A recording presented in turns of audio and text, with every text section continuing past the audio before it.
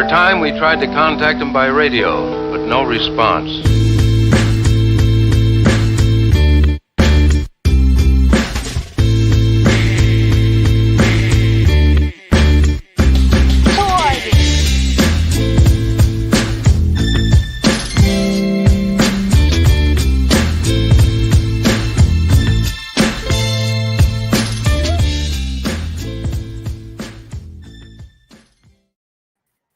Yes, y'all. Welcome in to episode 37 of the Dumb Marks podcast, your favorite Saturday brunch bunch.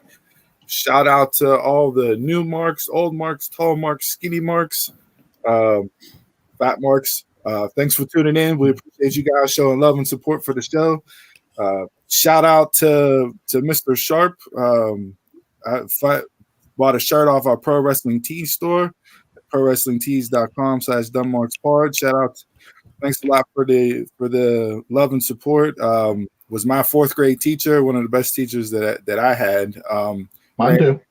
Ran into him a couple years ago. After not seeing him, and it was nice to catch up with him. And thanks for the love and support. So if you guys go over and purchase some merch, we'll give you a shout out on the show live here each and every single week. So thank you guys for that. Thanks for tuning in last night, watching our Dumb Marks After Dark show that we did, breaking down WrestleMania Backlash and talking all things main roster WWE.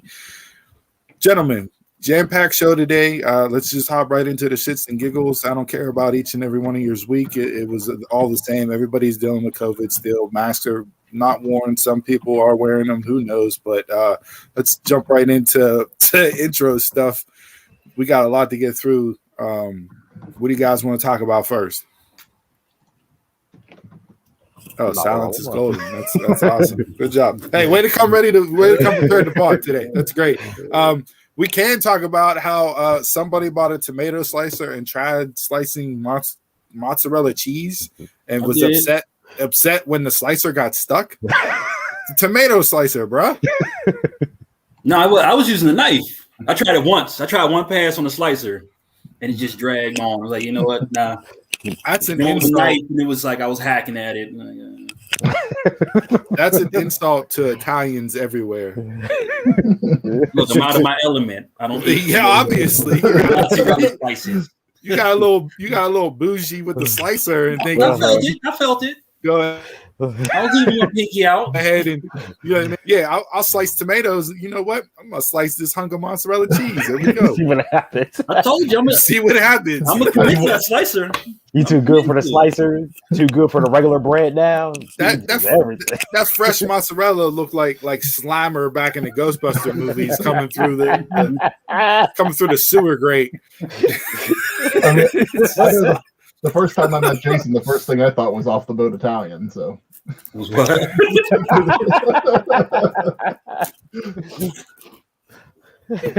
That's what your 23andMe says, right?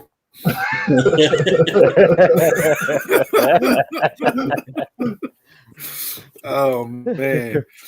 Wow, a lot of stuff to get into. Yes, we do.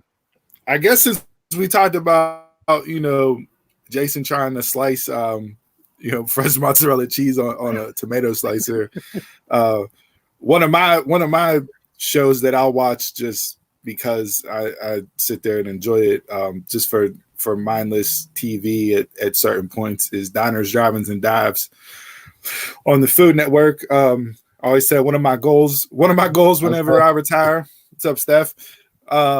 One of my goals whenever I retire is to rent a Winnebago or whatever and travel around the country and eat at some of these places. But they were back in Pittsburgh last night. Chris, you watched the episode. What restaurant did they go to? How was it? They went to the Starlight Lounge in Blawnox. So if you're not familiar, you're kind of going across the river from like Oakmont area. So the guy that runs at Moondog, he has a entertainment venue a couple doors down. Then he has the Starlight Lounge that is his restaurant and bar. Great food. They're known for, from whenever he was on Diners, Drive-Ins, and Dives the first time, like over 10 years ago. This was kind of a revisit. They're known for their pierogies, and their pierogies are like that big, like over a pound each. The things are huge. Pittsburgh staple. Yeah. Pittsburgh staple pierogies, not to be confused with the Pittsburgh staples we covered last week, and One Gotta Go that got a huge response and great interaction this week on social medias. Thanks for following up, guys. Don't worry, Jason's crimes against Turner's Tea are not going to go unpunished. We are thinking of a sentencing for him. I don't know if that's going to be like he muted for 10 minutes during the podcast. Or we're coming up with something. We'll take it away. You enjoy that way too much. So if y'all the Turners, you got any on the pod? We'll take it. You've got any suggestions?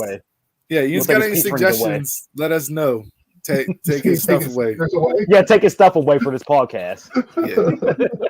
Yeah. He might enjoy that, like, so he doesn't have to do anything on a Saturday morning and stay in bed. Well, I mean, listen, that One Gotta Go caused tension in my household this week because my wife agreed with Jason, and I was ready to go down to the county courthouse and file papers.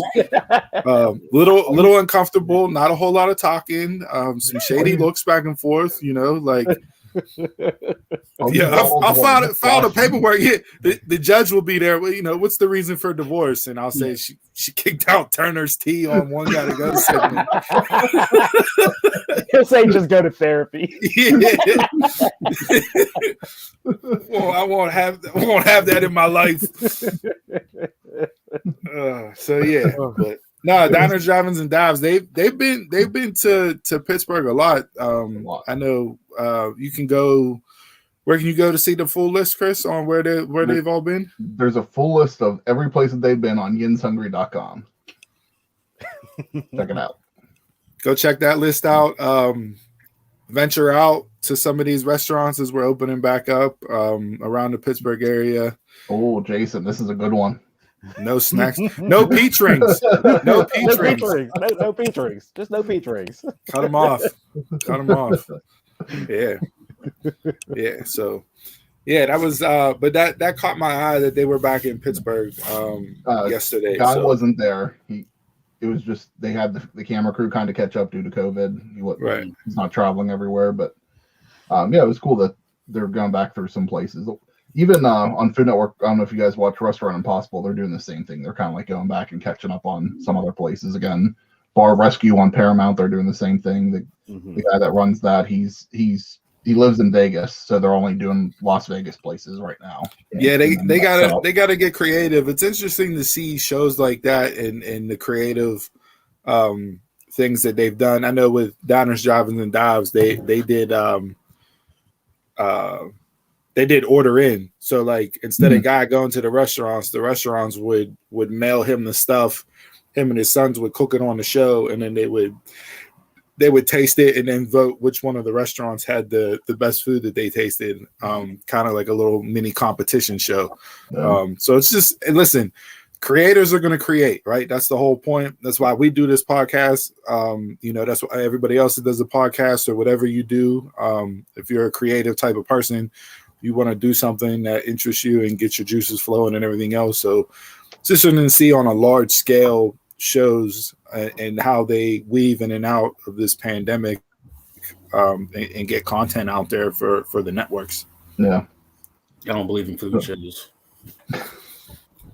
They exist. I don't believe in food shows? I don't believe in them. I don't watch them.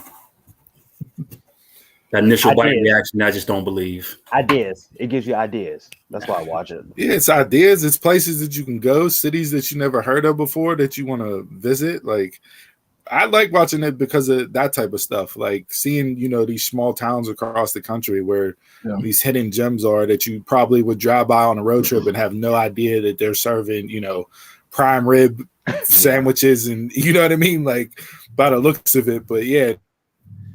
And then it looked like the commercial Big Mac when you're on TV. You get there, it's shit on the plate. But it's good though. But you still eat that Big Mac, don't you? Yeah, there it is. Still eat that Big Mac. All right, we got a lot of stuff to discuss on TV. TV, movies, game shows, and everything entertainment. What do you guys got this week that you saw that caught your eye? Before we get into that, I just wanted to bring something up real quick for our viewers and our listeners. I don't know about you guys, but whenever I'm watching like Netflix, Disney Plus, and any of those other streaming sites, I use a VPN to unlock other country content. The one I use is Surfshark VPN. I'd recommend it for you guys too if you don't use a VPN. Maybe you don't even want to use it for streaming, but you just want to protect your information online while you're home or while you travel. One subscription allows you to install and run Surfshark on an unlimited number of devices. Plus, they have apps on all different platforms. Surfshark also offers a 30-day free trial. So it's a 30-day money-back guarantee. It's risk-free. So you can visit our website, dumbmarkspod.com. You can click on Surfshark VPN on the top header menu or on the sidebar with the logo. You can learn more. Just click on that. You can learn more about Surfshark VPN and get started. Plus, whenever you subscribe with the link on our website, you're not only getting those benefits mentioned before, you're also helping to support this show. That's the most important thing. Yep. So we greatly appreciate it. But once again, visit Dumbmarks Pod and click on Surfshark VPN. So with that, Steve, if you want to get started, let's dive into some TV and movie news from the week. Hey, listen, if a gas pipeline got hacked and taken over to where people were filling up plastic bags and sticking them in their trunks, go to our website and click on the link so that way you can protect your information and don't get hacked. Because we don't want to see pictures of you guys and memes going around the internet like we saw this week with people. That was, people are just. Sometimes I really wonder how stupid people are. Like, yeah. I was at the grocery store yesterday and there was a sign above the grapes and cherries in the produce section that said, "Dear customers, due to obvious reasons, please do not eat the grapes while you continue shopping. Wait until you get home and wash them and eat them accordingly at your house." And it's like, why do we have to put up a sign to tell people not to eat grapes and other stuff as they're walking around the store? Like, because that's people. They do it. During a pandemic, They don't think. Not in the pandemic. I always would look at people that were just walking around a grocery store like eating chicken and everything else, and it's like, what? Like, wait till you get home. Yeah. But whatever. So that was a sidebar there. But jumping back into TV and entertainment, a lot of stuff this week. I saw the big thing that caught my eye for everybody that is around our age. Legends of the Hidden Temple has been revived for an adult game show on the CW. The application is out there. So if you want to fill out an application to be a contestant, you can. I thought you meant your application was out there. I might fill one out. I always growing up, I always wanted to, to be on the orange iguanas or the silver snakes or, purple monkeys, whatever the names were that they had. But that was one of the game shows that I watched growing up where I thought, like, man, how cool would it be to be on this show? Yeah. But with that sidebar, with that, throughout the entire run of that show back in the day, I think there was only like maybe 2 or 3 times where a team actually made it through Omak's temple at the end and actually was able to piece together all the pieces. So like budget wise and that they had it set up, they had it rigged so teams didn't get through. They got caught by the temple guards and lost their pendants of life. So it was a little rigged back in the day. Yeah. It wasn't as easy as the aggro crag on Guts where you could, dodge a couple boulders, some sparkles blowing up in your face, and you can climb to the top of the crag and hit the buzzer. Mm-hmm. I want to see this be exactly the same. I don't need it to be, American Ninja Warrior meets Legends of the Hidden Temple. No. Give me straight Legends of the Hidden Temple. Yes, absolutely. I said on my social media, I'm 1 back and 2 knees too late. Like I cannot do that now. Blowing out a hamstring is definitely in the future there. Someone on this had to go to rehab after we did the trampoline part. Many names, but I don't observe myself anymore. That's funny. I saw a lot of news came out this week regarding Batman. Obviously, the Batman is getting ready to come out in movie theaters sometime soon, I believe, right? But Rob Pattinson is playing Batman. So with COVID, I don't know where it's at now in the top line. I thought it was still scheduled to release at some point in time this year. They may have pushed it back till 2022, but Christian Bale has reportedly been in talks to return as Batman. And then Ben Affleck, who played Batman for Zack Snyder and DC, he's been rumored to come back for Batman Arkham Knights, which is going to be the Batman series on HBO Max. So so we could have 3 Batmans running around at the same time. You still got Keaton. That is right. Yeah, I forgot about the OG. I forgot about the OG. So 4 Batman's going to be running around almost at the same time in the same universe. Keaton's the only one that matters. It's the only Batman that matters. I mean, Kilmer and Clooney might as well come out. Yeah, they might as well at this point. No. Let's not. We can forget all about them too. Battle of the best Batmans. Yeah, I did see that. There was also this week first look at G.I. Joe Origins movie was revealed. Snake Eyes. So that was on comicbook.com. You guys can go there and check out that trailer. So I don't know if you guys watched the G.I. Joe movies. They weren't bad. I didn't mind them. Oh, that second one was rough. Yeah, the second one was a little rough. Is that the one with the Rock? Yeah. Yes. Yeah. Yeah. So there was that. And then I'm trying to think, what else did I have? Off the success of Mortal Kombat, there has been talks about reviving the Street Fighter movie franchise. I don't know if you guys would be into seeing another Street Fighter movie. Yes. Why not? And everyone who says the first one was trash is a liar. I don't even remember. I remember the movies, but I don't remember Van Damme, Jean-Claude Van Damme. And Ralph Julian is Bison. Ralph Julian is Bison. Ralph Julian is Bison. Yeah, one of his final roles. Yeah. I think that might have been his final role before he passed. So too. Really? Agent I think that. Yeah. Mm-hmm. So yeah, I don't know. We'll see. Hey, what's old is new again, right? Like basically. We see that with everything that's coming out nowadays. So yeah, just something to keep an eye on as far as whether or not that'll. And then TV wise, Ellen DeGeneres announced after 19 seasons, 19. She is 19. 19 years. That the Ellen show will be coming to an end.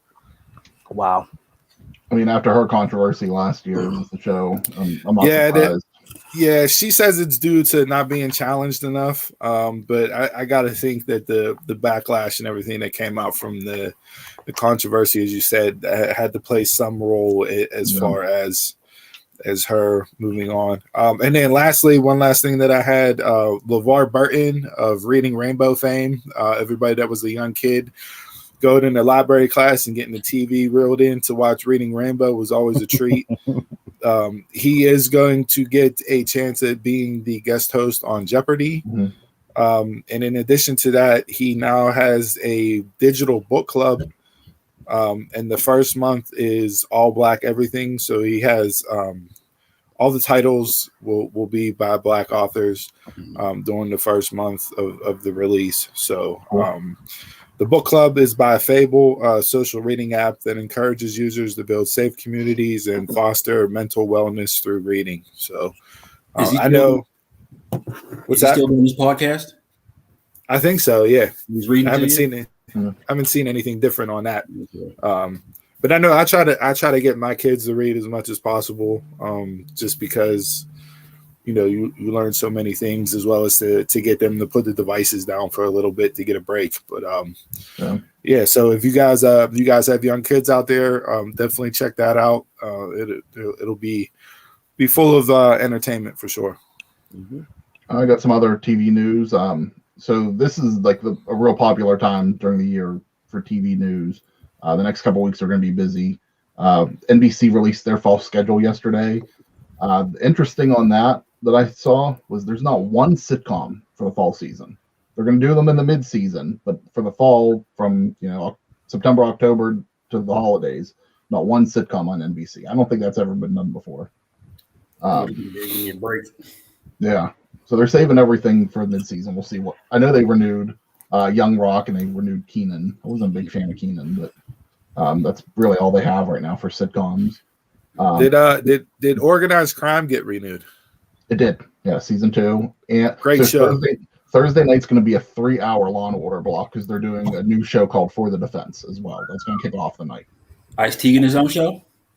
Maybe. And the Organized Crime, I love Stabler, SVU with him, and that was one of my go-to shows, and seeing him back on screen in the role and the way that they've written the show, it's different than your typical Law and Order episodes. It's not, solve an individual crime each show.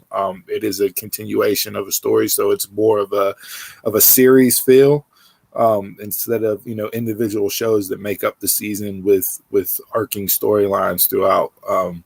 But that's a good watch if you're looking for something to watch. I got that DVR'd and got to catch up on this past Thursday's episode. And I think this first season's only going to be total of 8 episodes, so it's not going to be a long watch if you need to go back and binge it later on. The new one, For the Defense, I think it'll be more treated like the original Law and Order. But where that one was all about the prosecution, this one's going to be all about the defense side. All about the defense. Blackish on ABC, that got renewed for its 8th and final season. Great show. ABC also canceled Mixed-ish. That was, I think that was after 2 seasons. Mm-hmm. So that whole universe is starting to come to an end. Back on NBC, This Is Us was renewed for its 6th and final season. Never watched one episode of This Is Us, and you can send me all the hate you want. I know that is like the big thing and the huge show that people get into. And you don't like Mandy Moore? No, it's not that. I only watched 2 episodes, so I just never watched it. That's not really. Not saying that it's not a good show. That's just not typical of my cup of tea that I like watching as far as shows go. First episode, because it's based in Pittsburgh, but the first episode they even showed a bus going to Swissvale, like Swissvale on the bus, so that was pretty cool. The kind of like the big news around the internet, Thursday, May 27th on HBO Max is the Friends reunion that was just filmed. Never watched one episode of that. And you're missing out. No, I'm not. I've watched it here and there, but I was not a diehard every week Friends watcher. So again, you can send me your hate if you want. That was the first thing that was announced for HBO Max. So here we are. Because of COVID, it kept getting delayed. They finally taped it a couple weeks ago. Over on Paramount Plus, if you guys remember the show, I think it was from UPN, CW, and BET was The Game. So that's getting picked up for another 10 episodes for a revival. I think from what I saw that this time it's going to take place in Vegas. So it's supposed to be sports based. I never watched it before, but I might take a look at it and just see what it's all about once it comes back. You just give me Kelly. An interesting thing with the WWE and Peacock, they announced a new series called WWE Evil. It's going to be all about WWE's biggest villains. John Cena created this series. He's going to serve as the executive producer, and he's going to serve as the narrator. So is that why he's back on Raw on Monday night to promote the show? He is not coming back on Raw. Get a quick title shot in there. Yeah, I'm sure he'll be back. Why not? Yeah. Real quick, two quick snack things that I came across this week. For Jason, I saw Kit Kat and Oreo has frosted animal cookie. That wasn't real. That wasn't real? Nope, and it let me down. It was on. It was a mock-up that they posted. Yeah. Those places do a lot of mock-ups. Not happy. Since everything is Fruity Pebbles based off their 50th anniversary, I did see limited edition Fruity Pebble Oreos. Oh yeah, I'm looking for those. Oh, that's interesting. They did those a couple weeks ago, but it was like their mystery version. So. Yeah. So those are out there as well. But yeah, that's all I have for the intro. Anybody got anything else before we jump into Bell to Bell this week? One more. Knives Out 2. I don't know if you guys ever saw the first one. Batista signed on for it, and Kathryn Hahn signed on for it. Knives Out 2 and 3 are going to be on Netflix. They're Netflix exclusives, but I went and saw it in the theater. It was actually pretty decent. It was good. I just keep seeing more names being added to it. Yeah, so I'm actually kind of looking forward to seeing what they do with it on Netflix. Speaking of Batista, he came out, tweeted out this week that the Guardians of the Galaxy 3, that'll be the last time that he plays Drax. Just based off his age and everything else, and by the time that one gets into theaters, because I believe it's rumored to come out in 2023. Okay. He'll be 54 then, so, or 55, I think he said. But yeah, that'll be the last time. So just something to keep an eye on, whether they keep Drax involved or move on to somebody else playing him. But I don't know. 5 years ago, Daniel Craig said he was done playing Bond, and money spoke right. Did you bring up Army of Darkness? Mm-mm. That'll be coming on Netflix soon. And then in the Target world, we stopped selling trading cards in store. That's how bad the trading card industry has gotten. How bad? Because the trading card world is popping. It's so it's popping to where you guys can't get cards to sell in the store. We get cards. It's just the people. aftermath. Yeah, the aftermath. Like it started out like we would have lines in the store just at the trading card spot, and then they will follow the guy who puts the trading cards out from store to store to store. So that's right. His safety. So then we just started doing it in store only. And they would camp outside, and they would leave everything they brought. So if they brought like their chairs, covers, they would just leave it. It'd just be so what's going on with cards again? Cards are booming. Cards are like the new sneaker game now. Yeah. So a guru said something about these are going to be the big things back in the coming up. So everybody's and I brought this up on the podcast a while ago, but is there something like where Pokemon kind of was the card collecting thing? That just came back. So they were doing exclusives every Friday, and that was one of the big things too. But yeah, no, they it's back in because they're saying all the kids that collected cards, which that was our generation. Yeah, they're all older now to the point where they have kids. So it's passing that. It's not on. It's not passing. Nah. Guys, single guys like, oh, it's for my kids. Nah. You ain't even got. Well, I get that, but the point is that to flip it. The point is that the generation that was interested in trading cards and pogs, that is back. So are old enough now that they have money, whatever, and want to do stuff with it. And it's like, well, I'm going to go back to what I did, and that's trading cards. Like I still have all my trading cards. I have a bunch of Pokemon cards that I got to send out to get looked at. So like, I bought these for optics, but they're country cards, so only things I had laying around close. Yeah, but I mean that it's literally like how like the sneaker game blew up and everybody was buying and flipping sneakers. It's the same way with cards now, and like and it's easy FanDuel, if you trade them. Yeah, FanDuel just had a special giveaway with these platinum packs that they gave out, and some of the cards that are in these platinum plaques, which are super rare to get, they're like, $4, $10, $4, $6, $8, $10 worth $10,000 in these platinum packs. So like, it's huge business right now. Don't know how long the wave is going to last, but it's out there and it's something to if you can get in on it. Like I know, people were saving up as like a college fund, retirement fund, not opening like packs of like collection series from 84 when Barry Bonds was a rookie or whatever. But like that stuff's back in now. So if you got cards laying around, all my stuff has been in sheets and in binders. So gonna have to go and check out the list. Find a place, take it in, and see what some of that stuff is worth. Yeah, there was an incident in the parking lot where they got into a fight and somebody pulled out a gun. Yeah, they try to jump the guy who had the cards, and the guy who got the cards, he pulled out a gun for self-defense. That's crazy. And that ended everything. That's crazy. So on my end, thank you, because I don't have to deal with those people. All right. Anything else in the intro? We can get into bell to bell. No, we're good. We're good. All right, let's hop into bell to bell.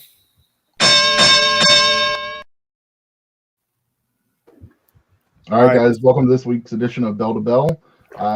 If you didn't hear Steve in the intro, thanks for tuning in last night to our WWE WrestleMania Backlash prediction show. You can go back and listen to that on demand today or over the weekend, or go back on YouTube, Facebook, Twitter, and watch it on demand as well. So last night we talked about Raw, SmackDown, Backlash. Where would you guys like to start today? Well, let's just go with Sunday night.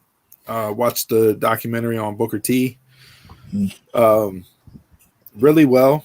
Feel good piece. Done really well. His story, I knew of his story before from watching different things. I thought that although they did cover it, some of the stuff that's been done before, it was I guess it was a little bit of a different perspective, but it was more him talking about it, not necessarily, people like reporting on it and doing a show about it. But I knew he had went to jail. I didn't know why he had gone to jail. Like my man robbed Wendy's 26 robbed times. Wendy's 26 times. I sent in a group chat. I said, he was like, hey, maybe we should hit up a Burger King or McDonald's, and was like, nah, Wendy's ain't catch on yet. We're just going to keep hitting them up. I wonder if it was the same when he worked there 26 times. No, he said I think if I remember correctly, he said that they hit the same one that they worked at 3 times. And then like had it down after that to where they were. Yeah. But I mean, no, they talked about a lot. They talked about, his childhood growing up, losing his mom at a young age, both, parents not around, him and his sister living in a condemned house for as long as they could before they went and lived, with relatives, him becoming a father at 17. So, being a kid, having a kid, just a whole bunch of stuff, his travel through the wrestling business and how he got to where he was at. And if you look at it, like he said, and I think it was mentioned on the doc, I forget who said it, but statistically, he should not be where he is, which is sad to say, given the fact that, types of statistics, but, it was done really well, really good feel-good piece. And I like that he did most of it himself. Like, he did most of the talking. And then it was like relatives.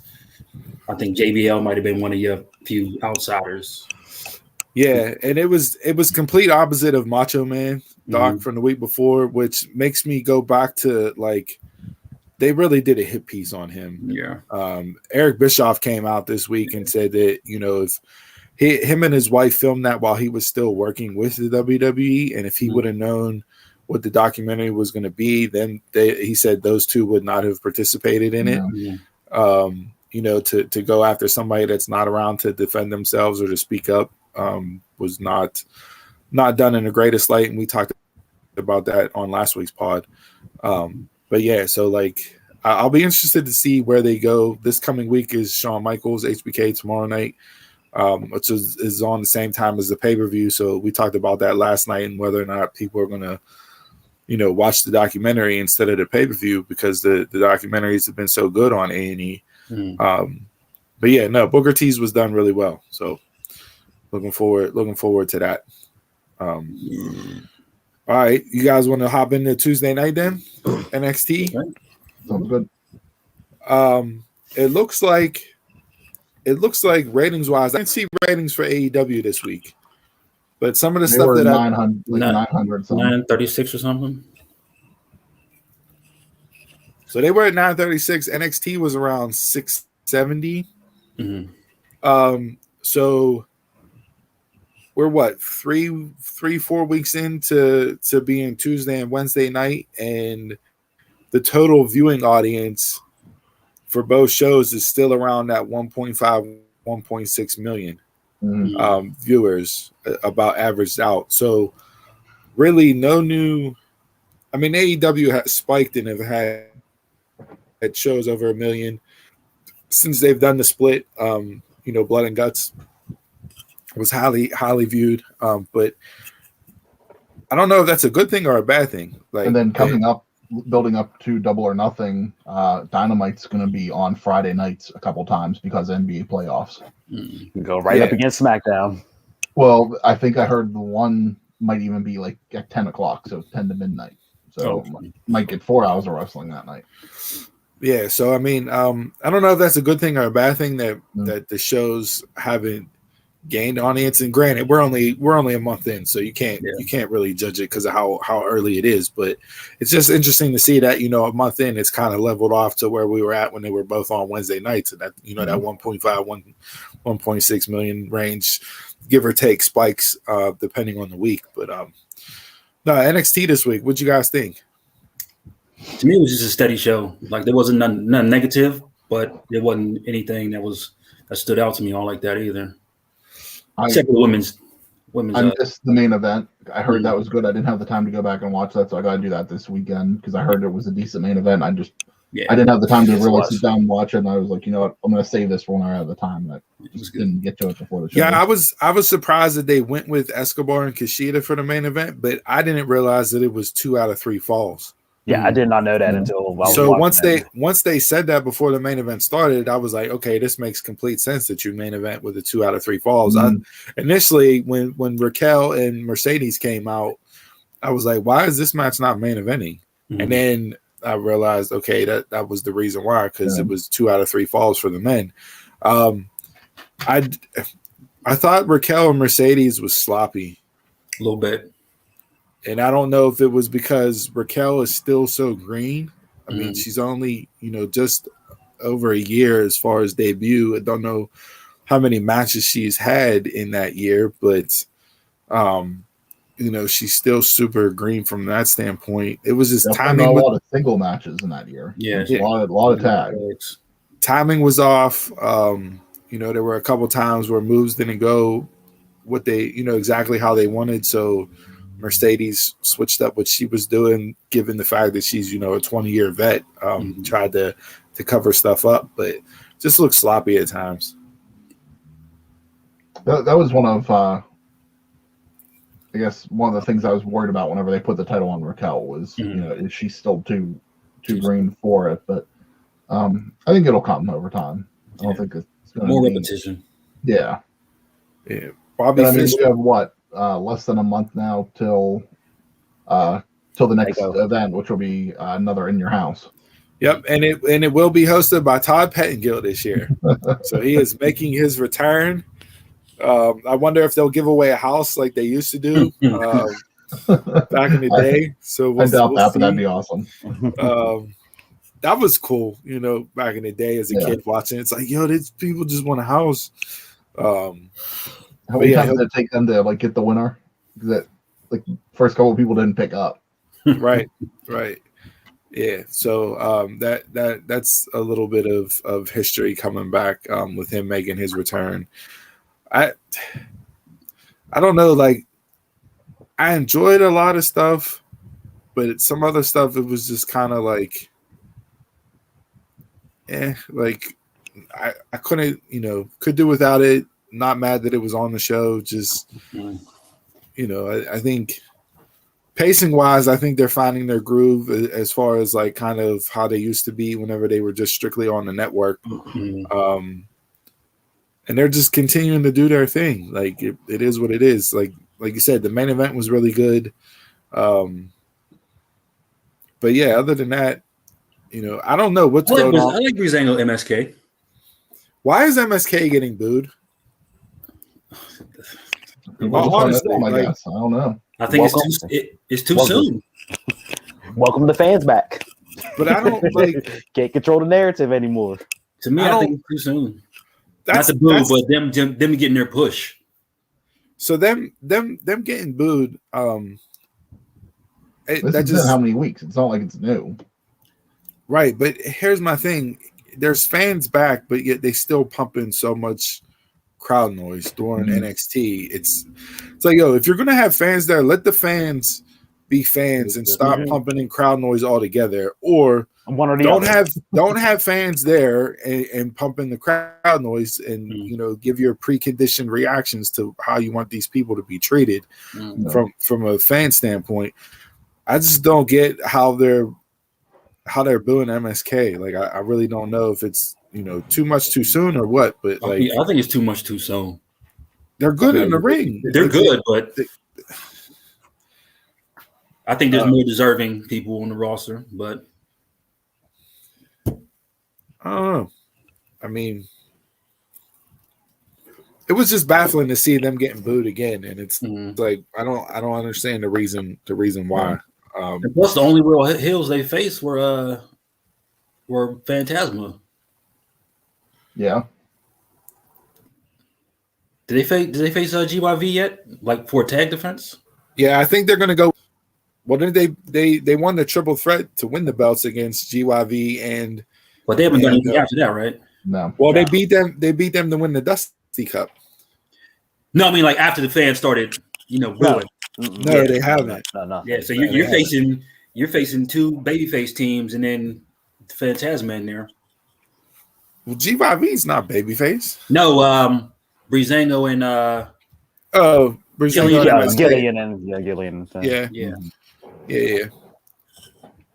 But it looks like they're going with them versus Legado at In Your House is kind of the vibe that I'm getting, that they're working towards that. But I think the fans might pick them. Yeah, unless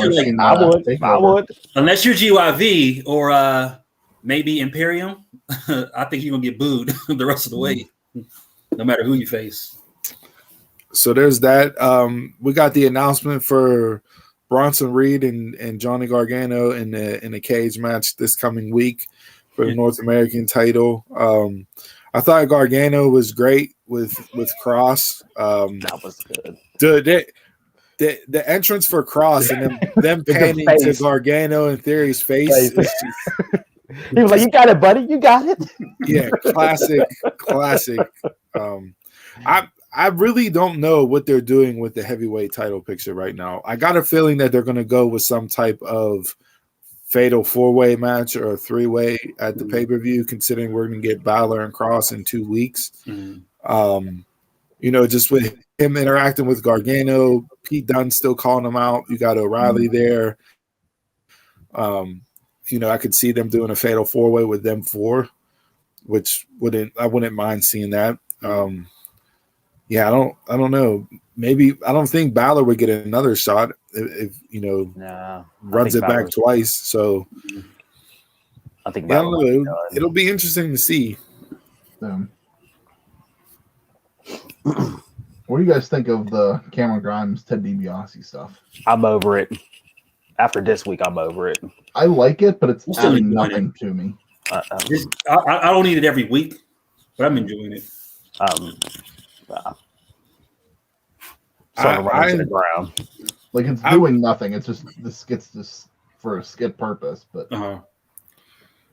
yeah, I don't. I mean, it's Grimes, so like I enjoy his character work and what he's doing with this.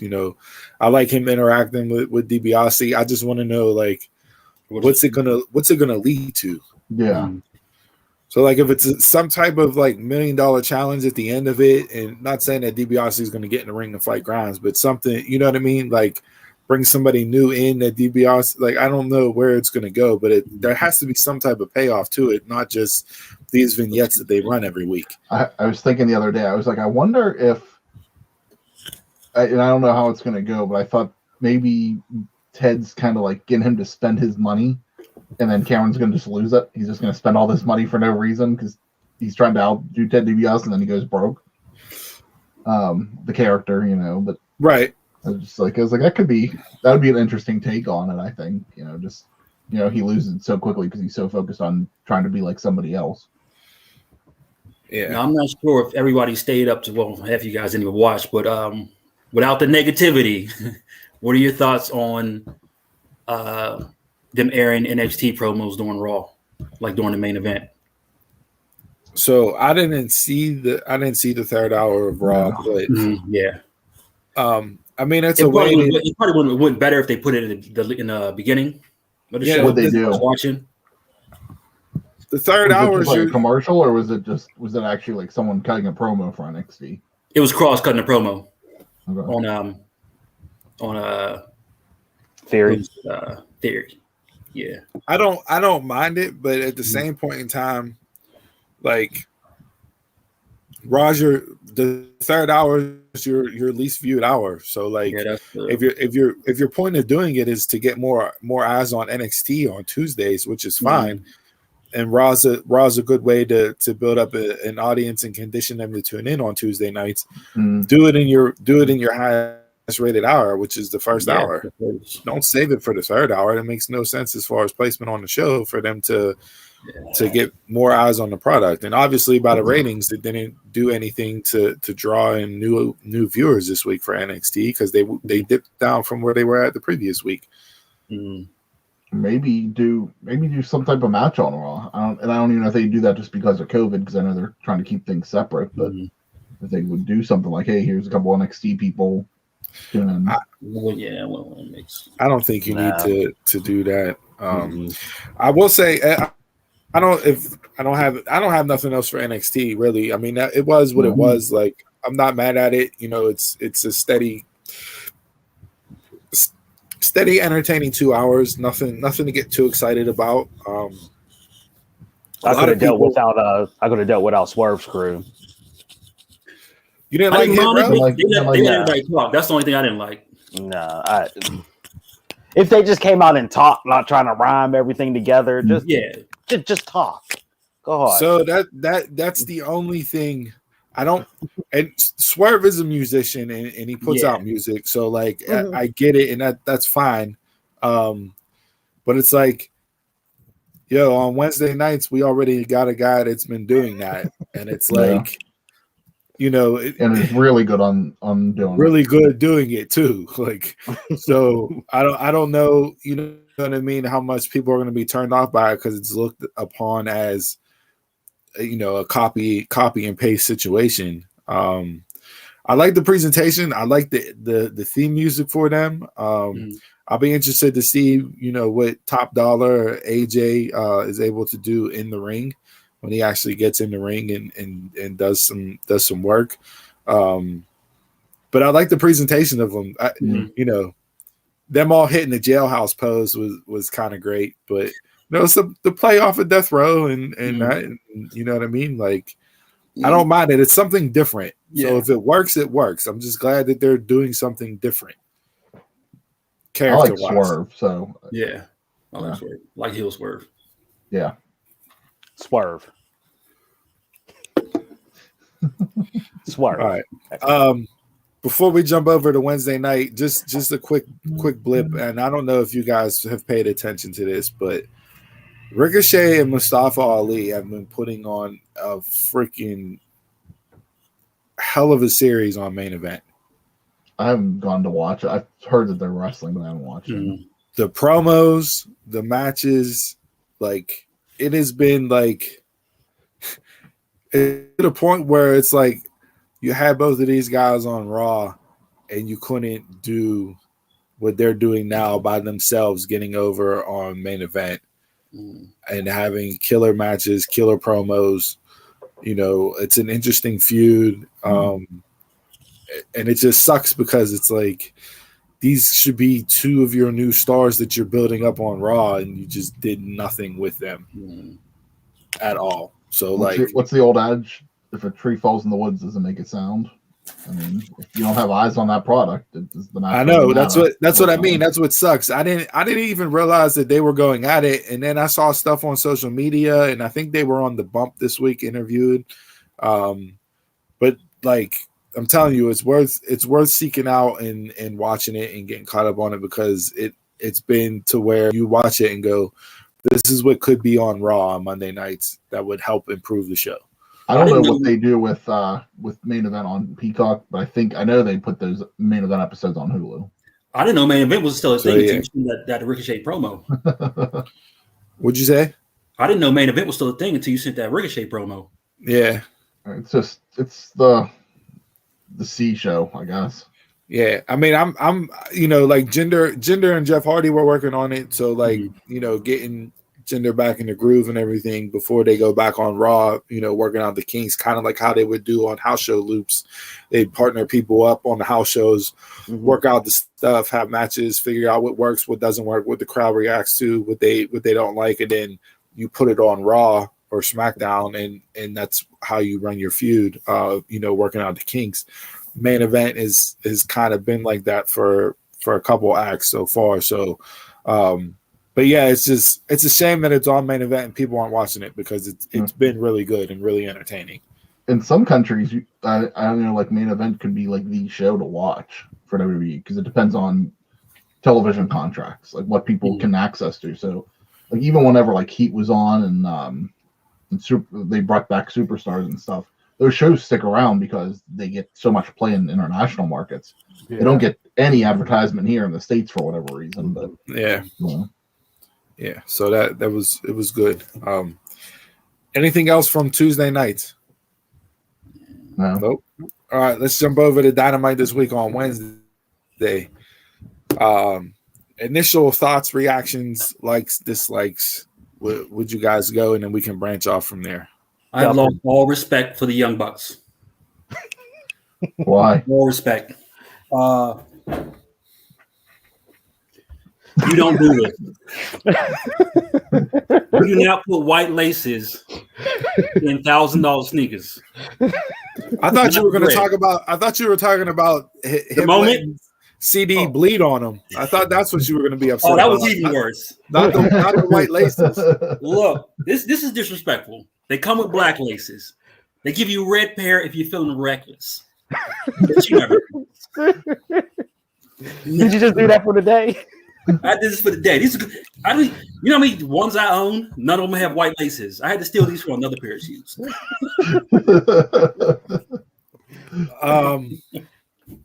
So let's I'm not a shoe guy, so I didn't even notice that on the show. I didn't either. I knew they had Jordans and they bled on them. And normally when you mess up the Jordans, somebody I saw the bleeding, and I know they've been kind of showing off their shoe game the past few weeks. You're supposed to look red if you're feeling reckless. So let's get into, since you brought that up as the kickoff point. We'll get into the match and break it down, but. I think that segment highlighted the problem with AEW, and it's the fact that their production has been failing them. They don't let things breathe that need to breathe, and the way that they shoot stuff doesn't need to be shot the way that it's shot. You have this match where SCU, if they lose, they have to split up as a tag team. They're of a match. Put on a barn burner. I enjoyed it. But during the match itself, the camera crew hits. They show CD getting kicked into the ring post, and that whenever he got busted open, and then as they shoot him on the floor in the camera shot, what do you see? You see the blade. So it's like you don't give away the magician's tricks. This is 2 weeks in a row now. And not to mention that, no, they had another one. After the match, you don't get the moment, the hug and all that. You don't get the hug. You don't get the moment. You get a backstage segment with Kingston and Mox throwing around trash in the locker room. And you come back from commercial break and go, while you were in the break, this is what happened. It's like, no, come back from commercial break and have Mox and Kingston in the locker room throwing stuff around. Then you don't take away from that moment. It also plays into the ending, the final match. Nobody ever gets a moment because you're too busy trying to build into another storyline right away. Exactly. And then you want to know about more bad camera work. I mean, we didn't get onto it yet, but when Jericho came into the thing, you saw him through the window. You saw him through the window. You saw Jericho I'll be honest, I didn't know in the it was back. him, but I did notice somebody. I didn't notice Yeah, it was him. So. I tweeted out during the show. I'm like, anybody else to see Jericho hiding in the back of the truck right there? Like, back, and MJF was like, Jericho's gone. We don't know when he's back. A couple seconds ago, you just saw him through the window. And they had the same thing with Cody's return in the bus. The shot had Cody standing in the bus before. Or QT opened the door, and it's like you're taken away from what the moment's supposed to be as far as the reveal of the comeback. They need to get that stuff tightened up, and I don't know who it is. I don't know who's I forget the guy's name, but he worked in WCW and TNA for years, so like they have experienced people in the truck working it. It's just how they're choosing to shoot shots as well as timing of stuff. It's a fast-paced 2-hour car crash and nothing's meant to breathe, but at certain points you have to recognize when the moments are that need to breathe. And they haven't done that recently, and it's showing on the show, and it's being talked about that, people are starting to turn on it. The honeymoon period is over, so to speak. And people are starting to critique it, and that's stuff that will cause you to lose fans, especially because your fan base is made up of the hardcore, smart marks that watch pro wrestling. They're going to call it out.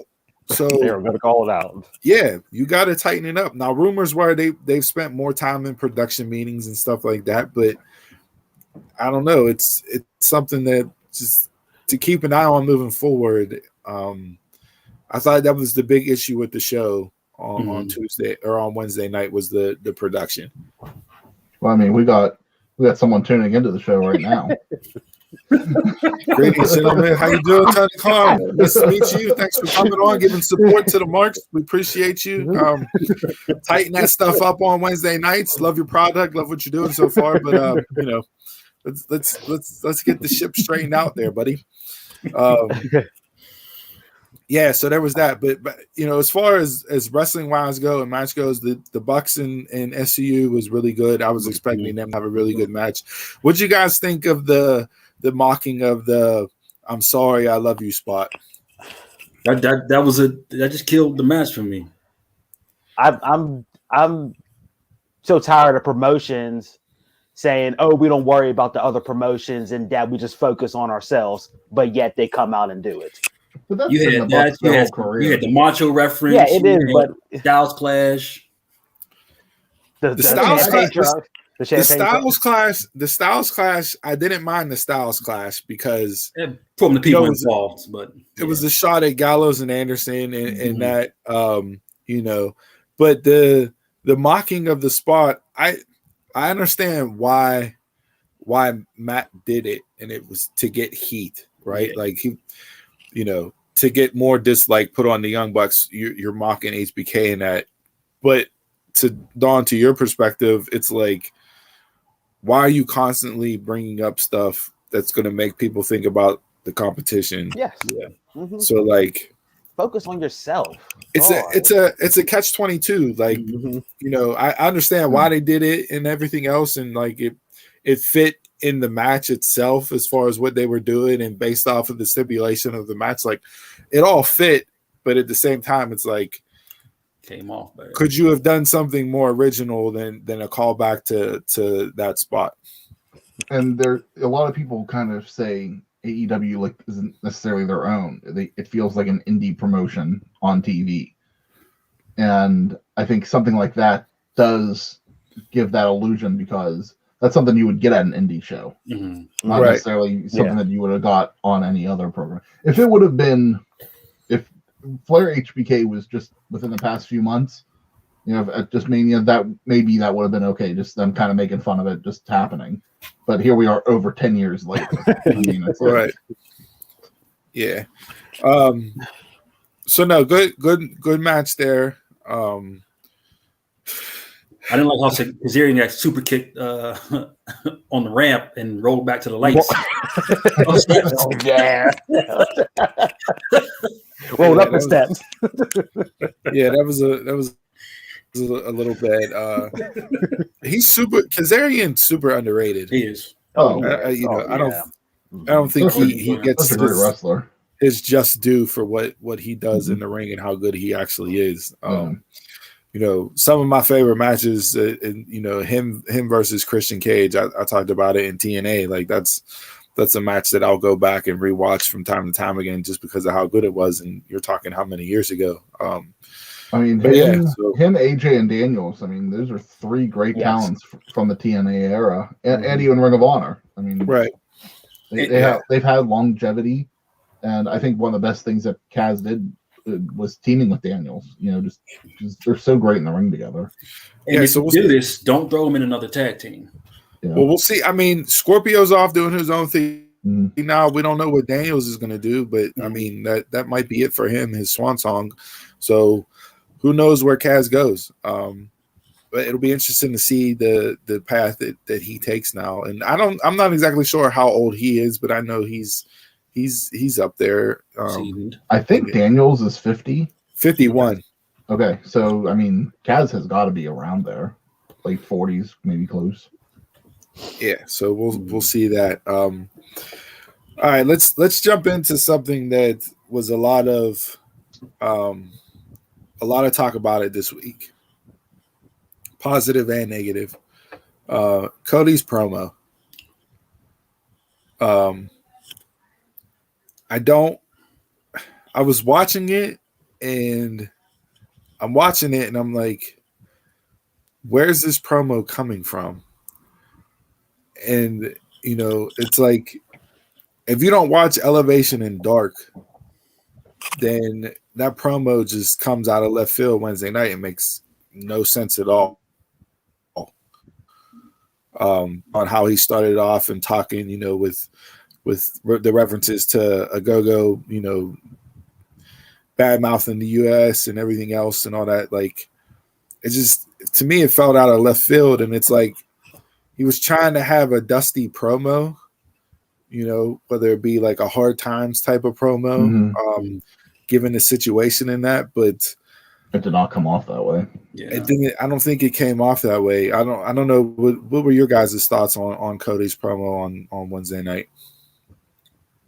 The promo really did nothing for me. Nothing for me. It just felt worse because it led to nothing but a singles match.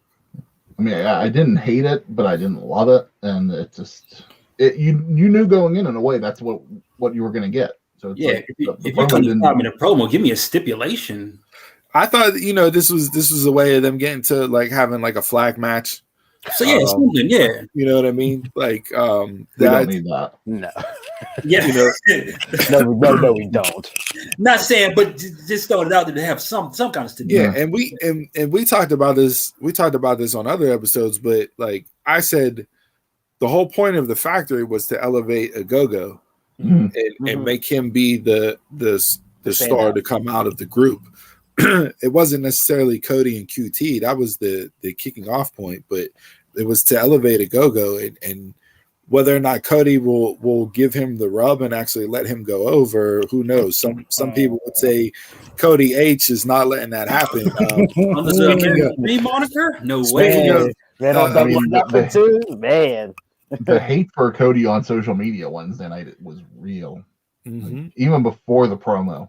Like, it was just like, why does Cody need to be on my screen all the time? Blah, blah, blah.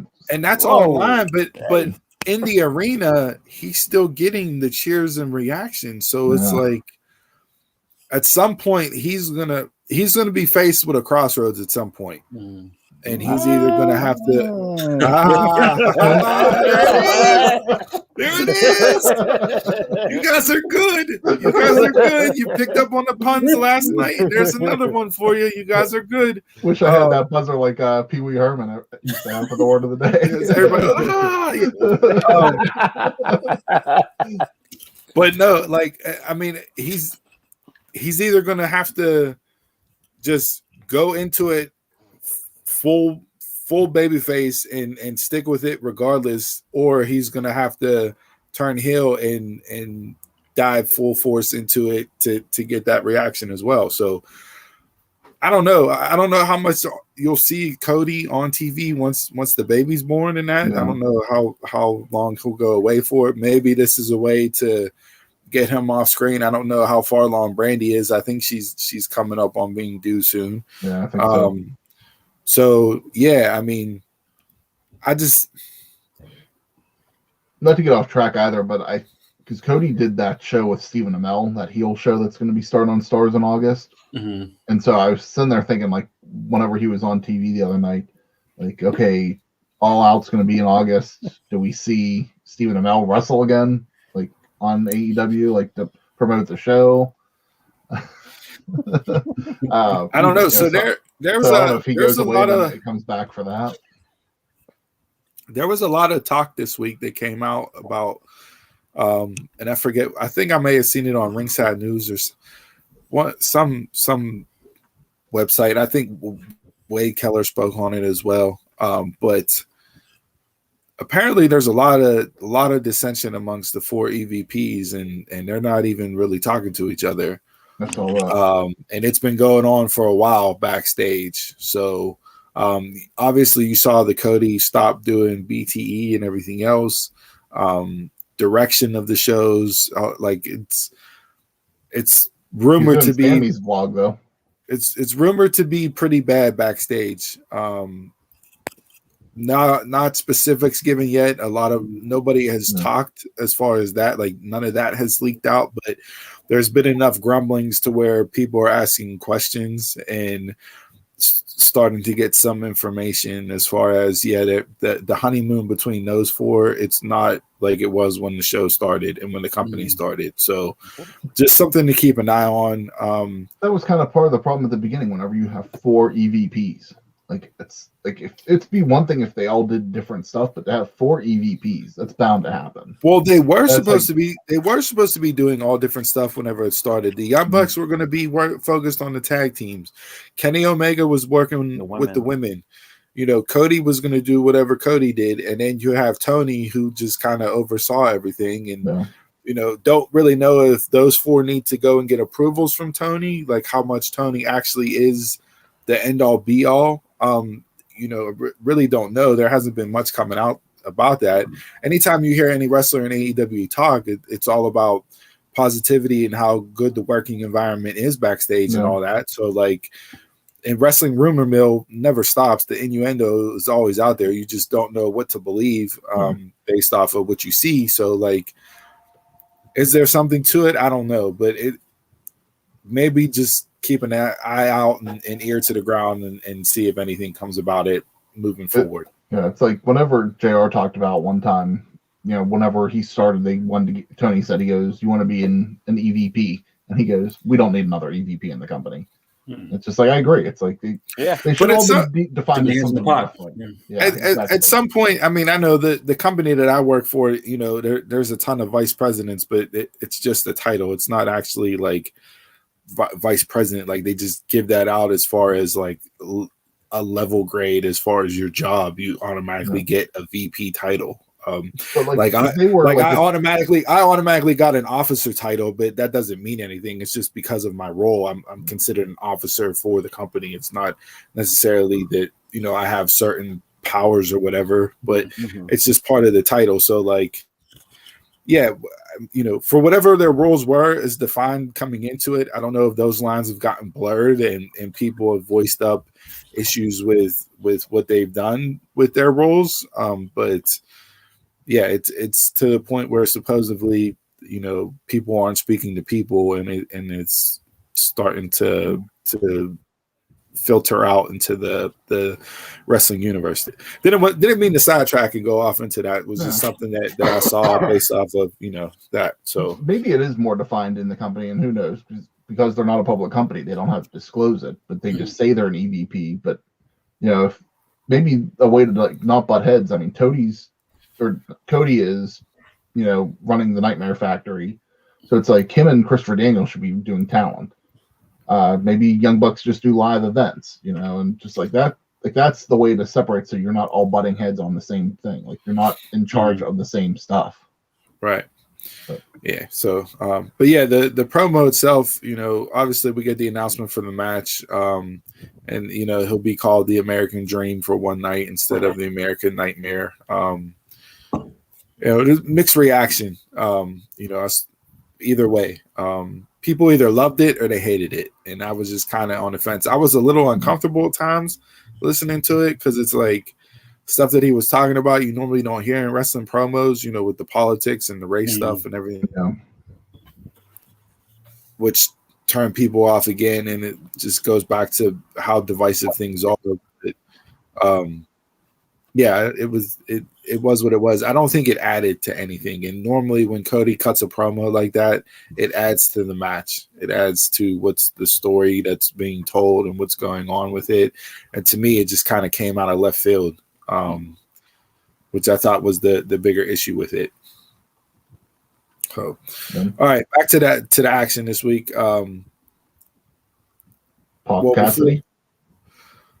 Pac Cassidy, great match. Obviously, they made an audible live in the ring. Cassidy took a bad bump based off the power bomb and was either knocked out or couldn't continue for whatever reason. I haven't heard anything as far as seriousness. Reports were Sean Ross Sapp put out there that he was, coherent backstage, able to talk. Don't know if he had a concussion or not. So they made an audible in the ring, which led to the triple threat. However, the triple threat for the pay-per-view was to be the original idea, just the ending was different. They were supposed to have a time limit draw, which is how we got to the triple threat. Instead, they did the run-in with Kenny and led to that. So, I mean, kudos to them for coming up with something on the fly. Like kudos for that, because it was something that, live TV, you have to make adjustments and when stuff goes wrong, and they were able to do that and play it off to a point where you got a legitimate reason as to why you're having a triple threat. Just wasn't the original plan for it. But I enjoyed the match with Pac and Cassidy.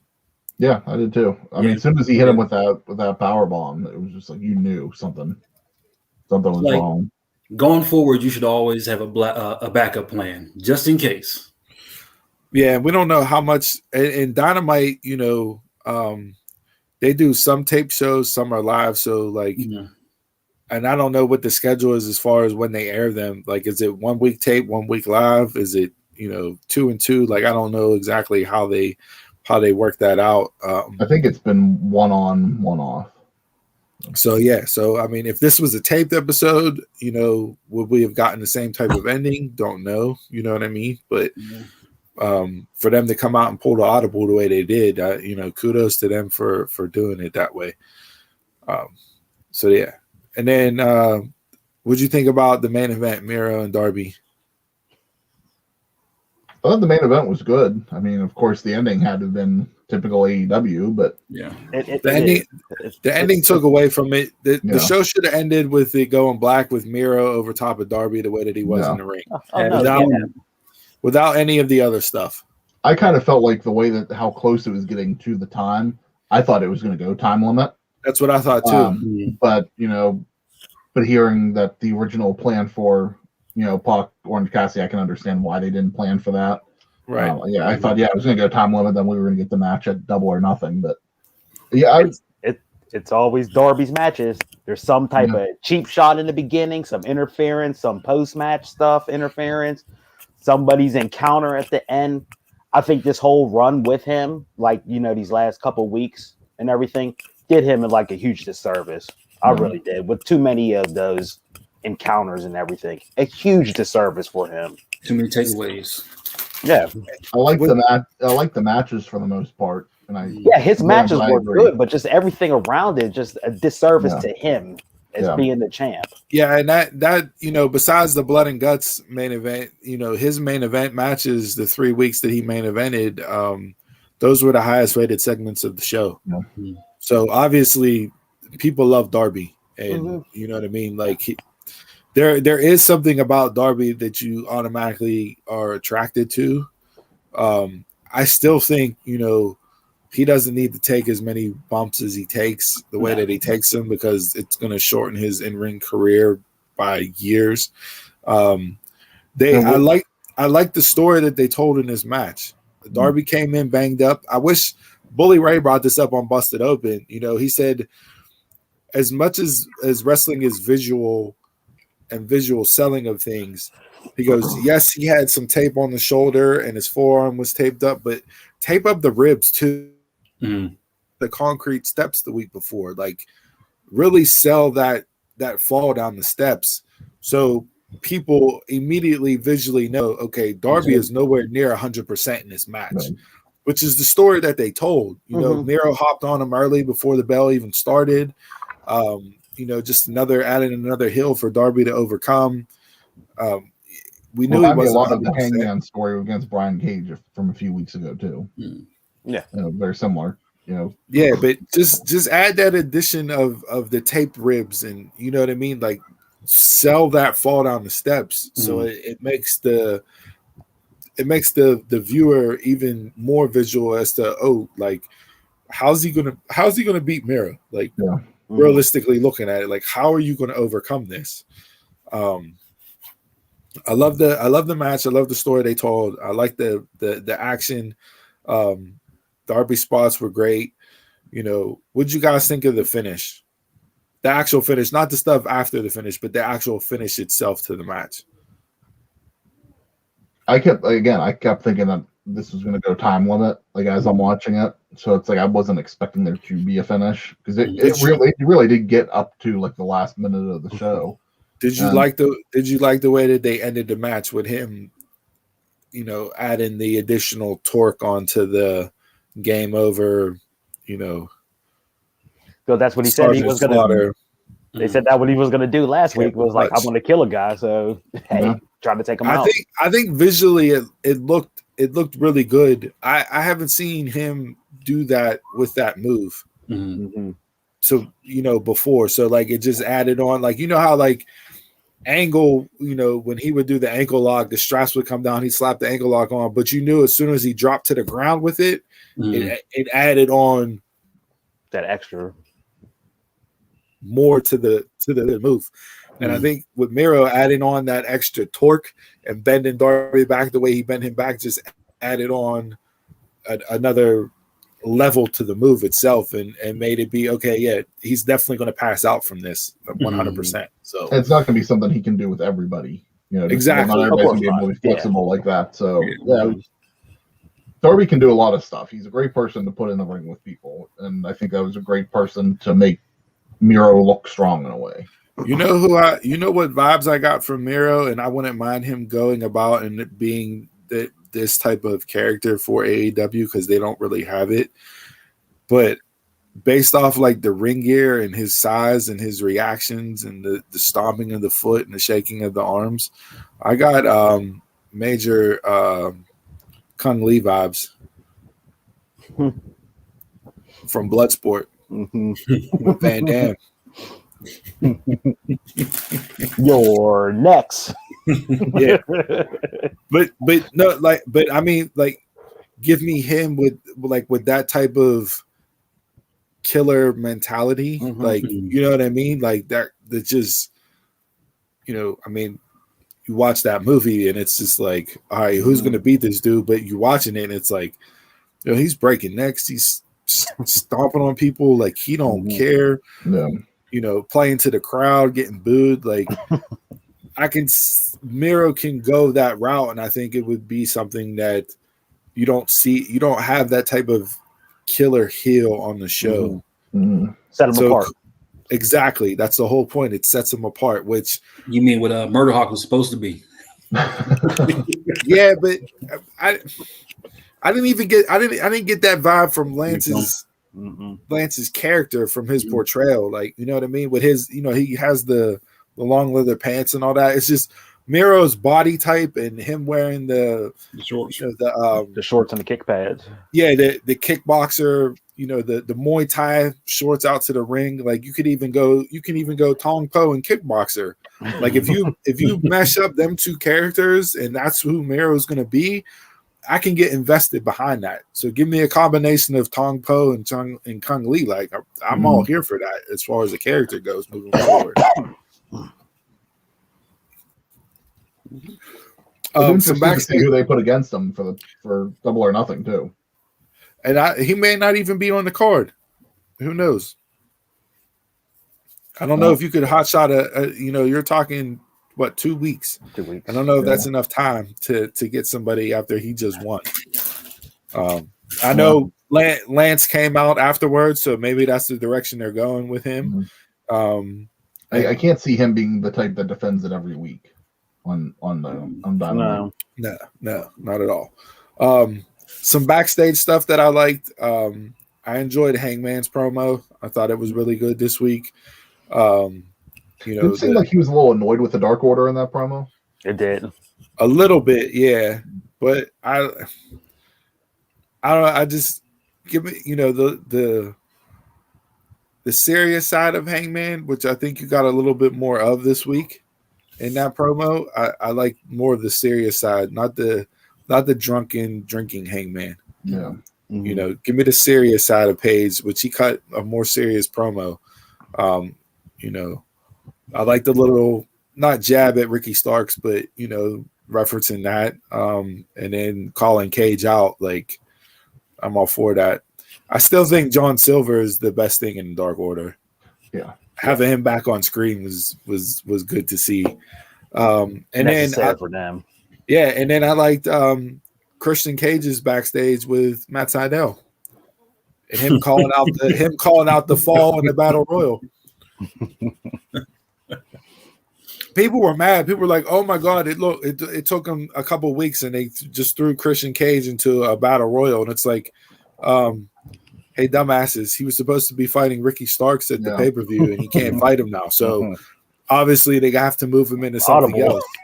What they say? He's going to do a contract, like an open contract this week. Is the match this week, or is it supposed to be later? This week is Sydal and Cage. Okay. He threw out the contract to Team Taz, but Sydal took it instead. Okay. So that's where they're going with that.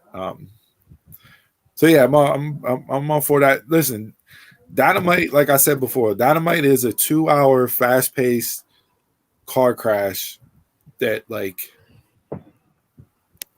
it's enjoyable because it's constant movement of stuff, but they have to pick their spots and know when to let things breathe. I also like go ahead and see.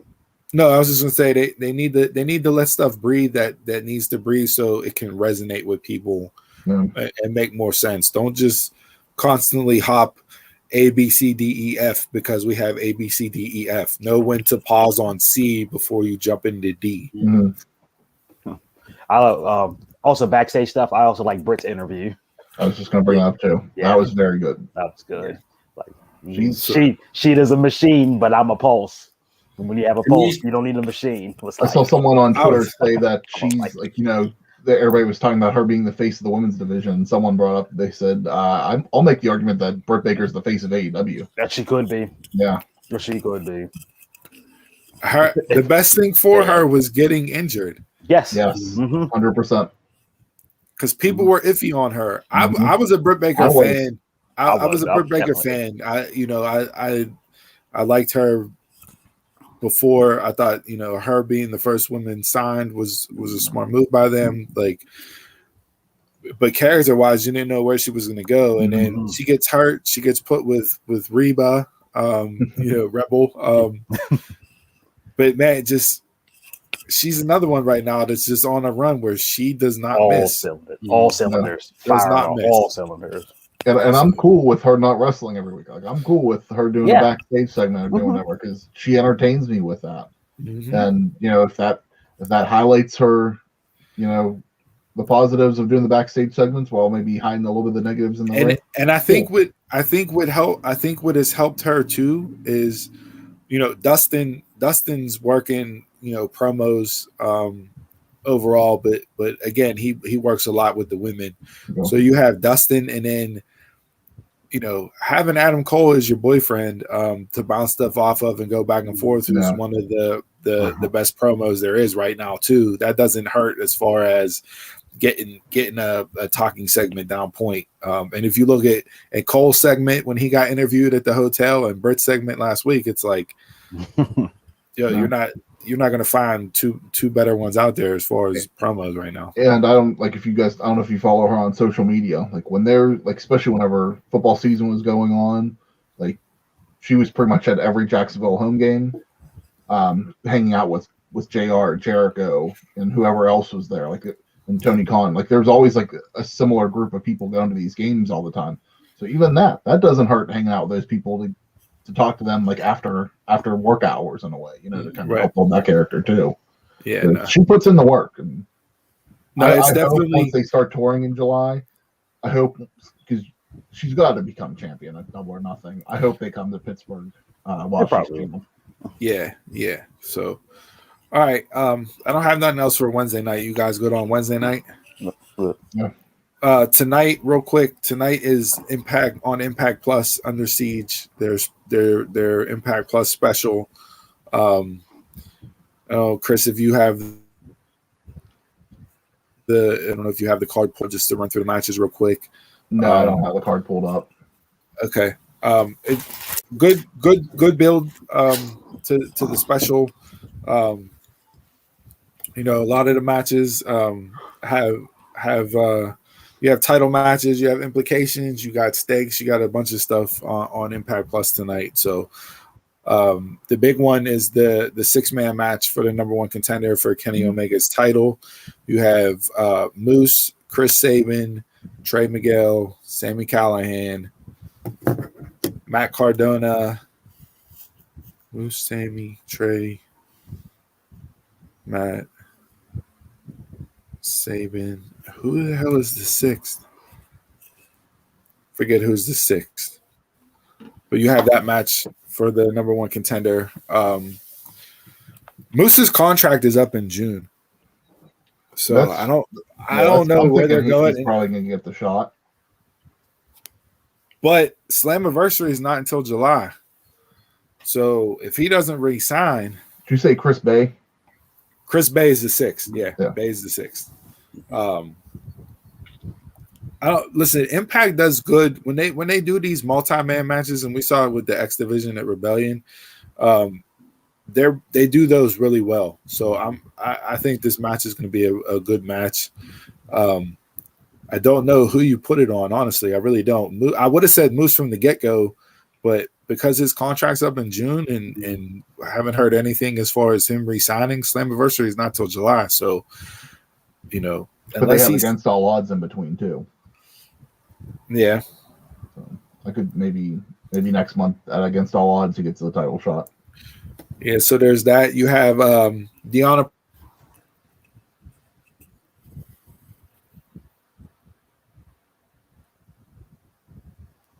Did we lose him? Yeah, he froze. We got Deanna Purrazzo versus Havoc for the Knockouts Women's Championship tonight. I think that's where he was going with that. Okay. Oh, hopefully his power didn't get knocked out. Some other matches until he gets back. I'll just run through them pretty quickly. The one that I think could have potential for match of the night is X Division Championship. Josh Alexander champion versus New Japan's El Phantasmo. Okay. I think interesting. That's interesting for sure. Knockouts Tag Team Championship. The champs Jordan Grace and Rachel Ellering are going to face the former champs Fire and Flava. And then the main event, I think that pretty much, is the reason to watch this event. If someone needs a reason to watch it, is the Elite of Kenny Omega and the Good Brothers versus Eddie Edwards and Finn Juice. So another New Japan, Impact, AEW match all rolled into one. So that'd be interesting. Me and Good Brothers. You can get Good Brothers out of there.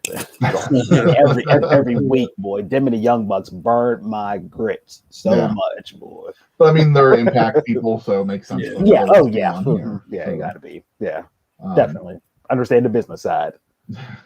There's also a 4-way tag team match for the number one contenders for the tag titles. That's going to be Petey Williams and TJP. There you go, Jason. Ace Austin and Madman Fulton versus Raju and Shira versus Triple XL. Interesting. I mean, unfortunately, it's kind of a bummer to see Ace Austin being put back in the tag title. Yeah, he is. After being the X Division champ. Yeah, he is definitely a solo act for sure. Yeah, definitely. I mean, they have him paired with Fulton, but yeah, they don't need. I think that's this isn't a real pay per view either. You know, this is one of the specials.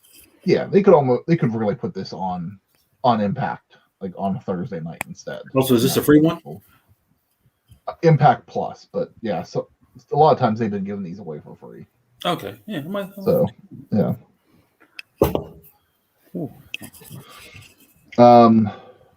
I'm sure another thing Steve's going to want to cover, other than Impact, MLW's doing their draft next week, so building up towards that. We'll have to see where that goes. Still not sure what they're doing, like what the rules and what they're going to do with that. So be interesting to see how that turns out. Mm-hmm. Other than that, that's all I got. You guys got anything else that you want to discuss from the week of wrestling? Anything on Backlash? Do we want to discuss that until that we didn't cover from last night? Nothing else. I got it. Everything I wanted to hit. But,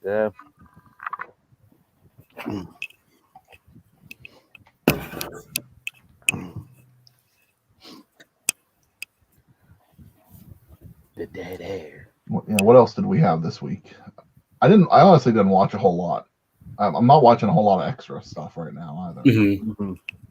Yeah, I haven't been on the network in a while to really watch anything. I think Two Dudes with Attitudes were the last thing I really watched. And I'm late on all the documentaries that you guys watch. I didn't even start any A&E stuff because my YouTube TV don't have A&E, so unfortunately. What do they have on? Is anything from the World of Ring of Honor? I haven't been watching at all.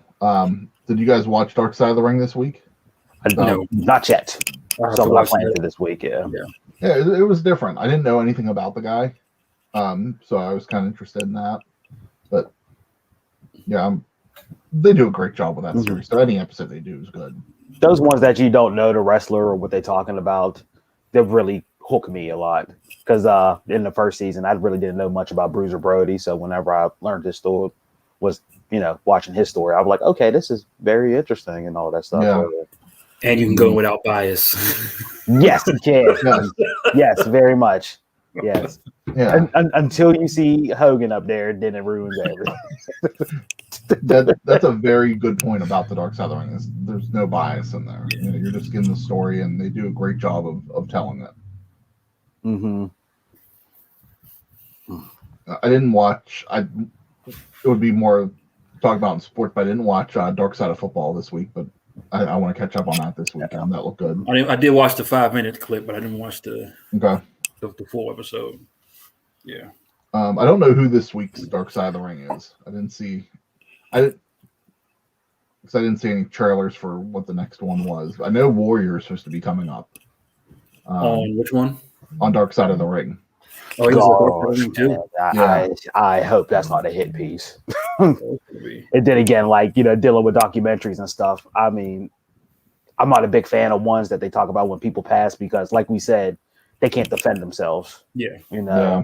Especially if the family don't want to participate in it or nothing. So you just have coworkers or other entities just talking. You gonna get more Hogan? Oh, you are? Oh, yeah, you are.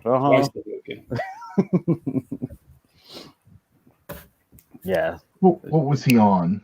Oh, whenever he was on the Booker T stuff. I think a little bit in there. Just like, I don't need him in here. Yeah, whenever Jason told me he was in the Booker T thing, I was like, on what?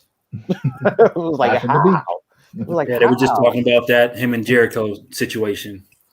Not Jericho, him and Jeff Jarrett. Yeah. Yeah. Where he has creative control. So that's why I tossed that around this week. Which was kind of interesting because he actually, for him to say that, because he ended up doing a defamation of character suit against WCW and Vince Russo after that, because he said that wasn't scripted. You know, like it was like that was Russo trying to kill his career. Just like he said that he wasn't trying to pull the creative control contract and all that stuff. So it's just like, so now it comes out years later, you know, just like, oh yeah, this is what I wanted to do, and just like, oh, so he really didn't ruin your career. You just didn't want to do the job you were job, supposed to of do. course, like always. Yeah. So everything that man says that come out of his mouth, I don't believe at all. I truly don't believe. I don't. I don't. I mean, the only thing I just can't hear believe, brother. That's it. Yeah, because you don't know what's truth or not. Like you have no idea. Like he's been in so much stuff. Like you do not know what's work, what's a shoot, what's fact, what's fiction. It's just too much. The only thing I know that from him is real is the yellow shirt that says the Red Hulkamania on there. Yeah, because it's kind of tough now because he's one of the last guys from that generation. From that, yeah, because everybody else passed on. Yeah, so it's like whenever they do stuff, he talks about Macho. Well, now you only have his word. You don't have Macho's side anymore.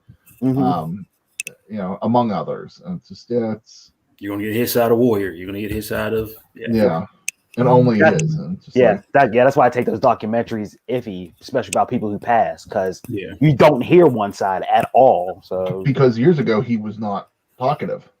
You know, he didn't say much about it because he didn't want to tell that story. It's just like now they're gone. It's just like, oh, now I can tell my side. No. I can tell the side. Yeah. I can tell the real story. Yeah. It's like the sad thing is like sometimes like I listen to it, just like I could see that, but just like it still sounds like, you know, a salesman's bullshit a lot. I was telling Jason too earlier in the week when we was talking about the documentaries.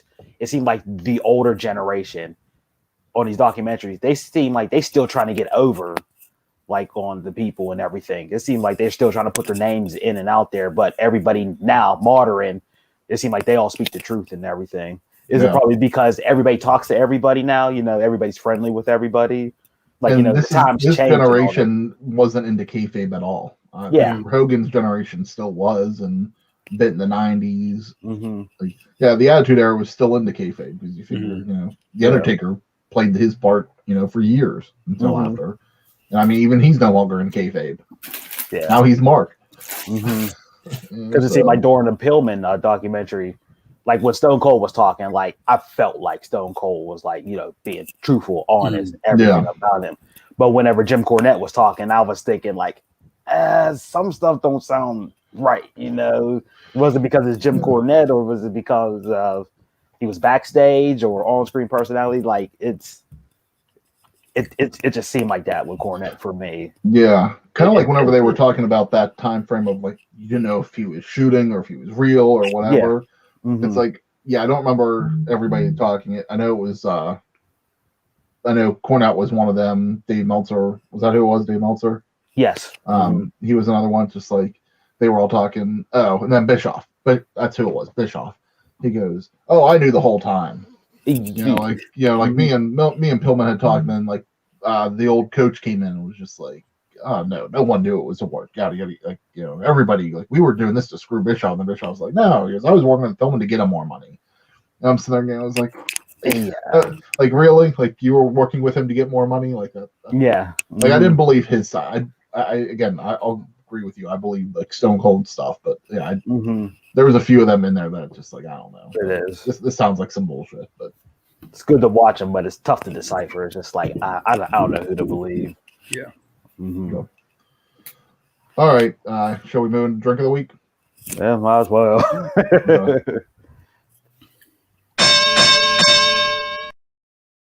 Chug, chug, chug, chug, chug. All right, this week's drink of the week is sponsored by shitty internet service.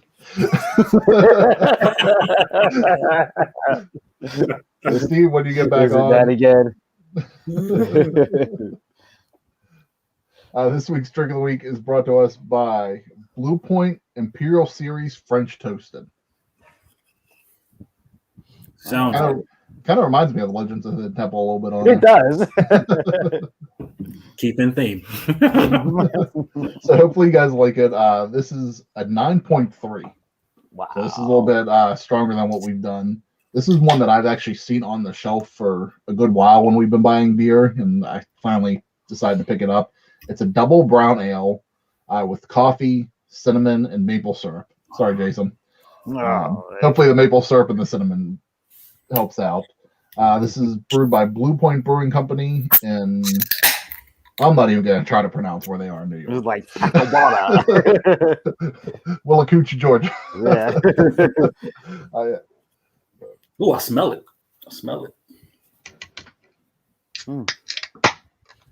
It don't seem like that overbearing like the Hitchhiker coffee one was, smell wise. Yeah, So this is a brown ale instead of a stout. So that's a little interesting. You know, with normally the stout does the coffee and that kind of flavoring, where the brown ale does something different that pairs with that. So I'm a little interested in giving this a try. Mm-hmm. Steve, if you're listening, try it this way. You can let us know what you think.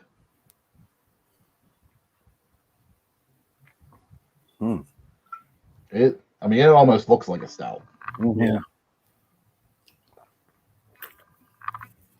Tastes like what though? No.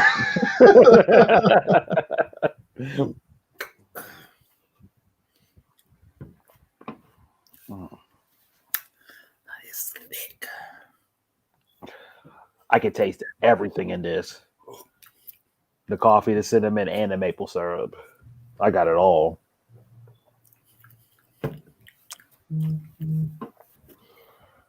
Coffee is definitely overpowering. I think that's the main. Yeah, I feel the coffee. I smelled the cinnamon first. Yes. I taste the coffee. Oh, someone's back. There he is. Hey! We are on Drink of the Week, and it was sponsored this week by Shitty Internet Connection. Yeah. Well, it's not shitty internet connection. I have electricians at my house doing work, so they had to turn the power off, which obviously cut the internet out. It is what it is, right? It's live. We're live on it, brother. We gotta make all this. There you go. You had the backup plan, you know? We had the audible like AEW. Right. So all right, we started doing the Drink of the Week. So go ahead and get it ready and oh no, I cracked it and drank it already because I figured that's where you guys would be at. Coming at us with the old man angle. Old man selfie angle. My hairline's bad as it is, but looking at it from this angle just doesn't do me justice. But I'm not gonna sit here like this. Yeah. It doesn't do me good. I gotta go from a bird's eye view. Fucking A. I hate getting old. Jesus. So I don't take the hat off. Yeah, might have to put the hat on. that's all right. Whenever Ed told me one time we were talking about my hairline, he goes, "You have the same hairline whenever I met you in first grade." So really felt good about myself after that one. Straight. Yeah, mine was never that bad, but it's definitely gotten worse. So I will. I'll go with 2.75. Okay.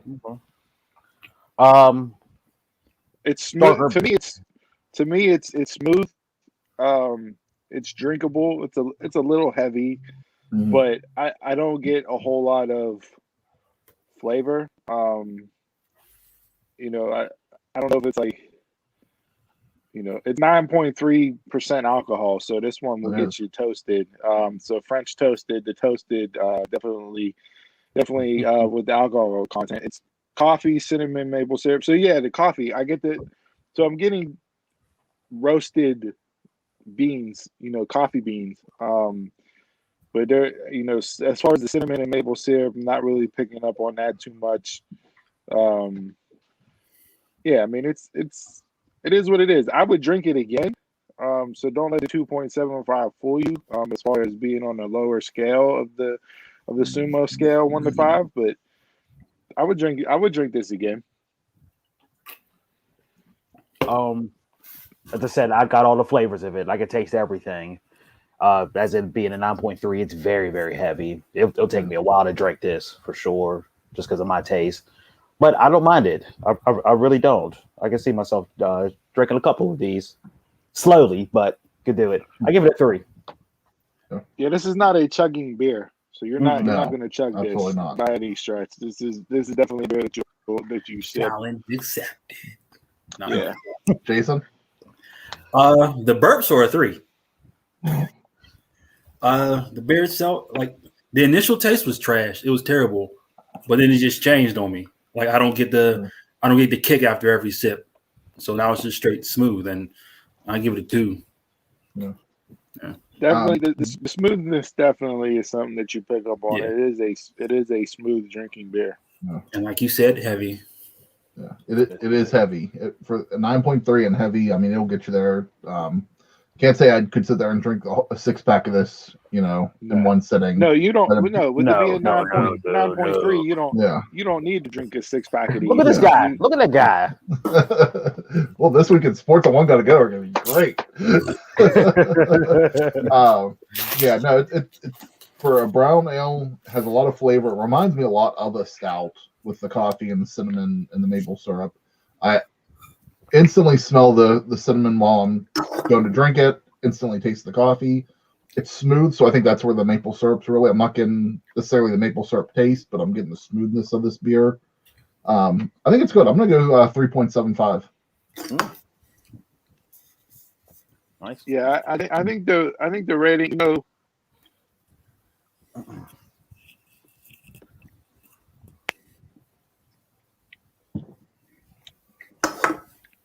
Yeah, I'll stick with a 2. I'll bump it up to a 3. It's a solid smooth beer. One or two of these and you're good. You don't need anything else. Yeah. Well, yeah. All right. And that's it. Well, that's it. Not going to sign us off? Oh, I'm all thrown off, man. So with that, we ask that you pick up your bottles, cans, shot glasses, solo cups, brown paper bags, whatever you're drinking with this week. And to good ships and wood ships and ships that sail the seas, the best ships are friendships, and friends will always be.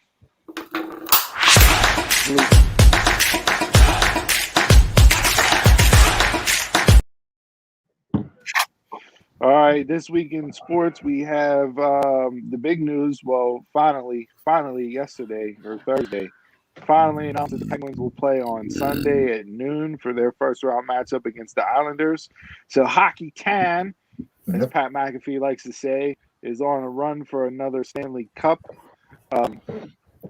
I came in with no hopes for the Penguins this season, honestly. Especially the way that they got out the gates, only winning one regulation game in their first 13. I thought this may be in for a long season, but for them to revamp the roster that they did and to finish first place in which was the toughest division in hockey this year, kudos and hats off to them. I'm not going to get overly excited because I don't want to be let down. So if they beat the Islanders, I can see them making a long-term run. Honestly, I really can. But at the end of the day, we all know the NHL playoffs are about goaltending. And if you have the hottest goalie, you can ride it all the way through to the Stanley Cup. So their goaltending down the stretch has been shaky. Jari and DeSmith have both been out of the lineup with injuries, so don't know who's going to get the start in game one if they've announced it yet. I would probably, I'd probably say Jari, but that at the end of the day, that's what's going to make or break the Penguins this year is their goaltending. I think from a team standpoint, offense and defensively, they have the team to make a run deep into this thing and potentially win another cup. Their goaltending is going to be what ultimately carries them far into the playoffs. If they don't have strong goaltending, they're not going to go far in the playoffs, and it's pretty basic at this point. Other than the goaltending, there's two things that are worrying me right now going into the playoffs. One is they've now been off for 1 week. Has that hurt them at all? The Islanders have been off the same amount of time too. So I get it. It may kill the momentum, and I understand that. For as well as they were playing, you don't want to see a team like that sit for a week. But Yeah, the Islanders, it's not like the Islanders have played this week and coming into it, they're hot, and because they got momentum from what they've done, they've been off the same amount of time. So the second thing that worries me is how many times in the regular season they went into OT. There was a lot of OT games this season, and makes me wonder if they can have that longevity in the playoffs, or can the Islanders bring it better? We'll see. I'm not sure. It's not that I'm saying that I'm not giving them hope for this round. It's just these are a couple of things that I'm worried about a little bit on top of the goaltending that you brought up. Do you think Malkin coming back hurts them at all, given the fact of how well they played without him in the lineup? They could. Because honestly, in years past, if Malkin or Crosby go down, you go, well, the Penguins don't have no shot because Malkin and Crosby are out. But Evgeny hasn't played a lot of games this year, and they haven't skipped a beat at all with him out of the lineup, which goes back to what we said months ago was, hey, is it time, it's time for Evgeny to move on and the Penguins move on from Malkin. Like you don't ever want to see it, but at some point in time, it just looks like he's not the same player. He's been a step slower. Obviously, he's been injured this year, so it's like, does that coming back in change the way they play? Yeah, and at some point you have to sit there and say too, okay, if this is working, does he really fit into our plan right now? And since it's been working, I'd rather see them go into the playoffs without him and use him as a backup than as a main star. If he's healthy, and granted, he's not the Evgeny Malkin, of 5 years ago, but the caliber of him as a player, I don't think if he's healthy, I think you have to put him in the lineup. You can't not play him if he's healthy. No. If it was somebody else, that's their traditional thinking. Yeah, I mean, if it was somebody else, obviously I would have that thought as far as, okay, we don't want to rock the apple cart, but Malkin is still Malkin, so I think if he's healthy, you got to play him. I wouldn't rush him back. Take as much time as you need. Don't worry about rushing him back for game 1 tomorrow. And I don't even know if it's been announced whether or not he'll play, but I haven't heard. That's something that a point you brought up last week too, with them being off for the week, was hopefully they played some exhibition games this week to stay fresh and keep the muscles loose and everything. Maybe they used him in some exhibitions to see how he does. So maybe if they did any of that, maybe that'll kind of evaluate where they're going to put him and when they bring him back, if they bring him back, and where. Yeah. So we have the NHL playoffs starting up. Obviously, in the NFL this week, the big hoo-ha was scheduled release party on Wednesday. Everybody rattled off and now knows. We known previously who the teams were. We just didn't know when and where teams would play each other. Looking at the schedule-wise, before we jump into the Steelers specifically, because we are based in Pittsburgh and Steeler fans. Brady going back to New England. Right now, the cheapest ticket, so you're talking the highest nosebleed of nosebleeds, is selling for $1,100 right now. That's crazy. For Brady and Gronk. It's Brady and Gronk going back to New England. You're talking $1,100 right now. That's crazy. That's insane. And insane. For a reunion tour. That's a week 4 game. So that was an interesting thing. People make a whole, the Steelers right now, statistically looking at it, have the toughest schedule out of anybody in the NFL. The AFC North, the one good thing for the Steelers is that the rest of the teams in the AFC North all fall into the top 10 as far as toughest schedules go. So it's not like, one team has an advantage in that sense. Right off the bat, I think the biggest thing from a Steelers perspective, looking at the schedule right off the bat, is that the last 6 games of the year, and I can't pull the schedule up because I'm on my phone and given the constraints, but The last I got 6 it here. games of read off the last 6 games of the year, Jay. You got the Ravens, Vikings, Titans, Chiefs, Browns, Ravens. You could for a team that has faltered down the stretch the last couple of years. That is a 6-game stretch that is not very favorable. No, not at all. It is and that is literally, that stretch of games right there will make or break as far as whether or not they'll get into the playoffs. I saw on Get Up this week, Greeny, Ryan Clark, and I forget who the other individual was, but the Steelers were picked as the team that made the playoffs last year that would miss the playoffs this year. And based off of that 6-game stretch, you can see it happening. I could see why they would say that. Now, do I think they'll go 0-6 like they went 0-5 down the stretch this year after starting 11-0? No, but it's a very rough stretch the last 6 games. So initial looks at it. What do you guys predicting record wise without diving too deep into it? But what do you think the Steelers record is this year? Just looking at it.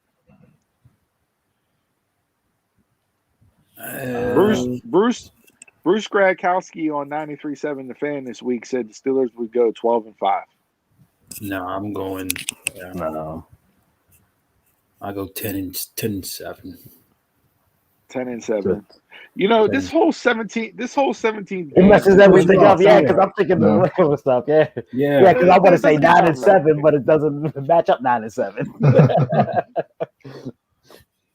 What is it, 9-8? Yeah, I believe 9-8. That's what I'll say. I think so. Look, here's what I'll say as far as the Steelers this year, right? Obviously, the biggest question that the Steelers face is the offensive line. Right. We think the defense will still be good. Do I think that the defense will be as good as it was last year? No, given the pieces that have moved on.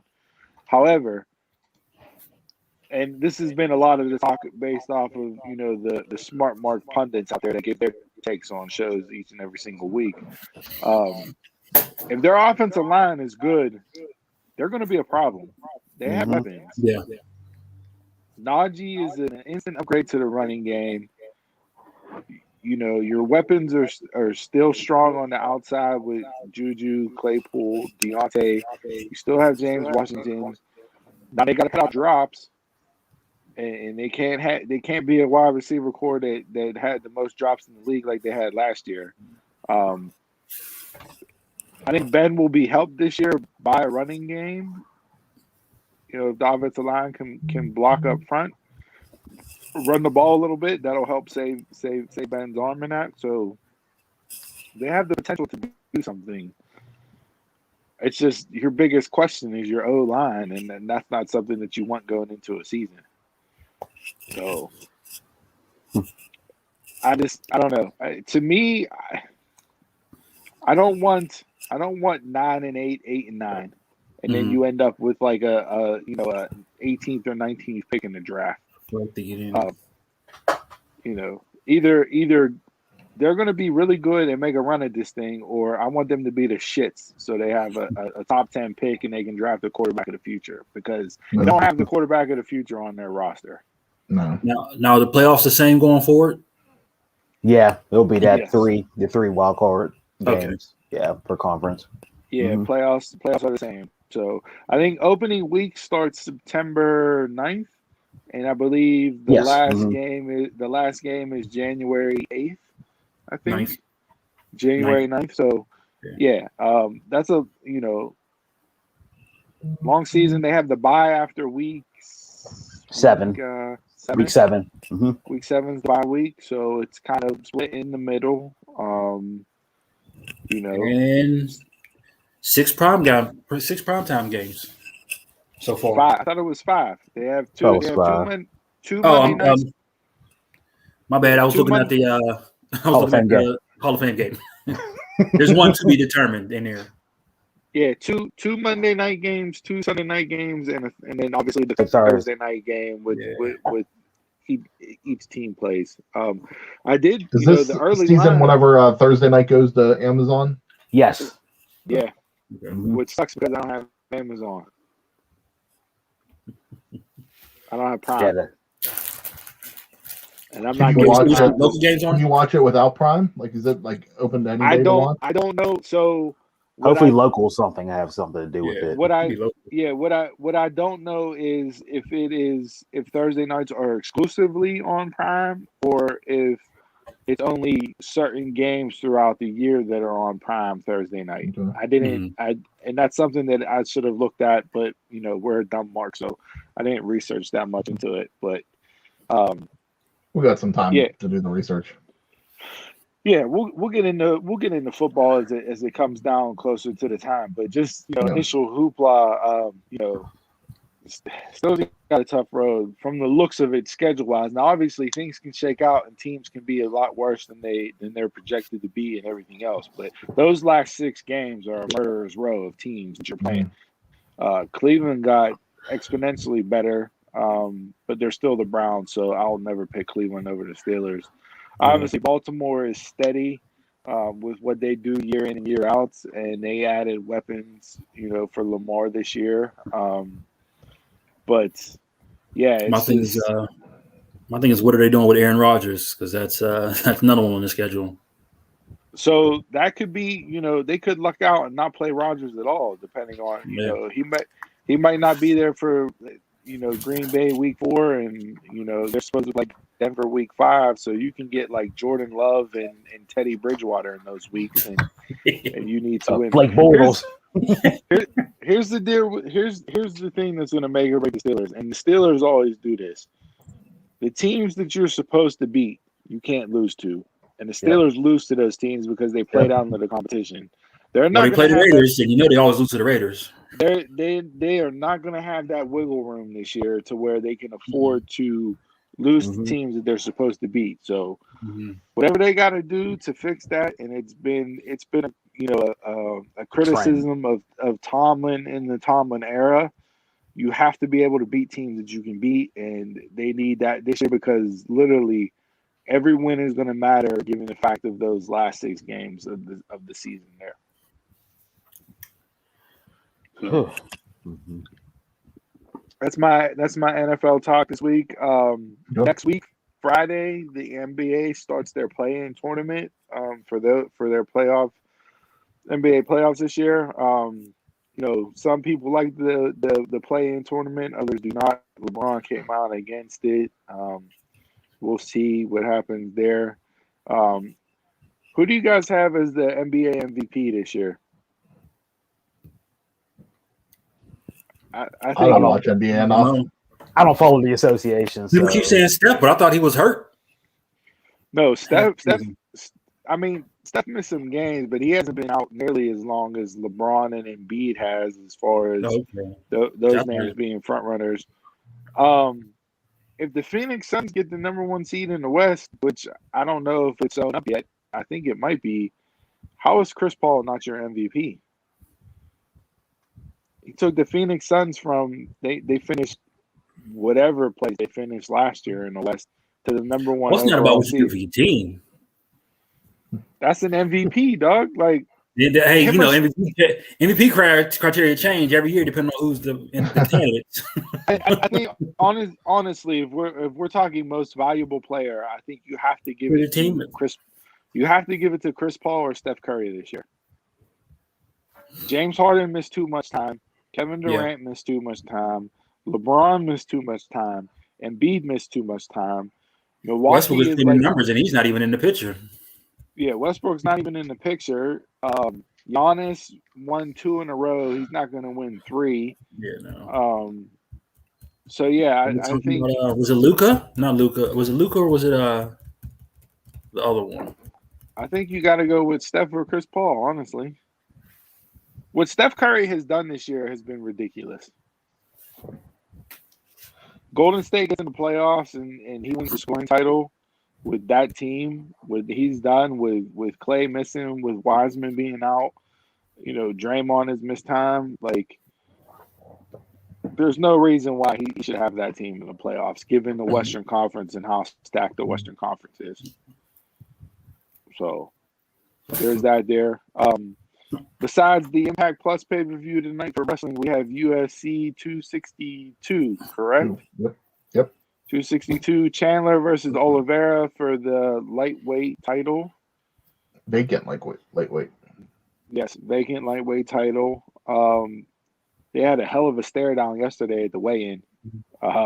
Got me super amped for the fight. I like Chandler a lot. I followed him in Bellator. I've listened to him the couple interviews that he's done on Pat McAfee's show and other shows. He is just a dude that goes out there and throws thunder in both hands. He can sleep you with either hand at any moment. His wrestling is great. Oliveira is no slouch by any means. Brilliant, jiu-jitsu fighter. Right now, Chandler was, I think the last time I looked at the lines, Chandler was plus 115 to win the fight and plus 195 for a knockout or TKO. So if you're a betting man, I would put money down on Chandler as well as Chandler to finish the fight with a knockout or TKO. And you can come out of this thing, winning a pretty penny. I mean, what I see, he's on a 3-win streak, and then this is only his second UFC fight. So I mean, second UFC fight, yeah. That's pretty impressive to work your way up that quick. I knew when he signed with UFC, he'd be in the title picture rather shortly because of the fighter that he is and what he's done outside of UFC. But he himself has said, listen, the UFC is it's like the WWE of wrestling, right? The UFC is the pinnacle. It's the ultimate organization. So to be a world champion in the UFC, that is like being a world champion in WWE. You are looked upon as being one of the best fighters in the world. And his goal coming in was to be a title holder in the UFC. And, given the fact that it's his second fight, I think the way he finished his first fight cemented the fact that, hey, listen, I'm a player in the UFC regardless of what weight class I'm in. Hey, Dana White's good at making matchups, and he knows how to pick fights and who to put against who. And this one is definitely one that has the people talking and will be one that will be watched by a lot of people. My money would be on Chandler, but Oliveira, he's on an 8-win streak right now, so nothing against that either. I mean, no, not at all. No slouch by any chance. That's why I said that fight has the potential to be. I don't think if Oliveira was smart, I don't think he'll stand up with Chandler just because of how heavy-handed Chandler is. But you can see some real fireworks in that fight. Real fireworks in that fight. So it's not a card that I'd spend some money on, but I'll check this out whenever it's available on ESPN Plus. Yeah. Now, do you think this is why you're getting more Sunday pay-per-views in wrestling? Because of the slight overlap? I don't know. Because your main event's going on the same time it start picking up. Yeah. Potentially. I still like the, obviously WWE's cornered the market on Sunday pay-per-views, and I still like to get AEW and NXT on Saturday nights, regardless of what else is out there. But, as far as pay-per-views go, and just fight cards in general, the UFC has been on a 4-month reign here where they've thrown nothing but potential bangers on each and every single week.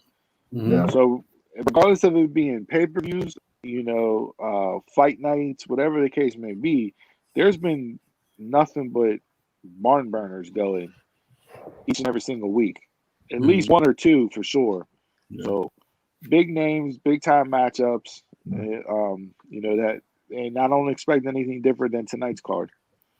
Jason, to your point, it's kind of weird, interesting too, because UFC pay-per-views start generally 10 p.m. Eastern, and for a while there, NXT was starting at 7 p.m., so they were over before 10. So I don't think that there would be any, crossover. You could still watch both events if you wanted to on a Saturday for NXT, but AEW is a little different because they usually go 8 to midnight or so. That could be a reason why. Yeah. We had the announcement this week, the Tyson Fury Anthony Joshua fight has been finalized. That will take place in Saudi Arabia, and is it in July? They said either August 7th or August 14th. Okay, so August. Saudi Arabia is an interesting choice. I wasn't expecting them to ink that deal there. So I'd be interested to know why Saudi Arabia was chosen for this fight. No, especially since both fighters are from the UK, right? Yes. Mm-hmm. And it could be because of the COVID restrictions in the UK and them not being able to fight. So how limited are they in Saudi Arabia? They're not really, as far as I know.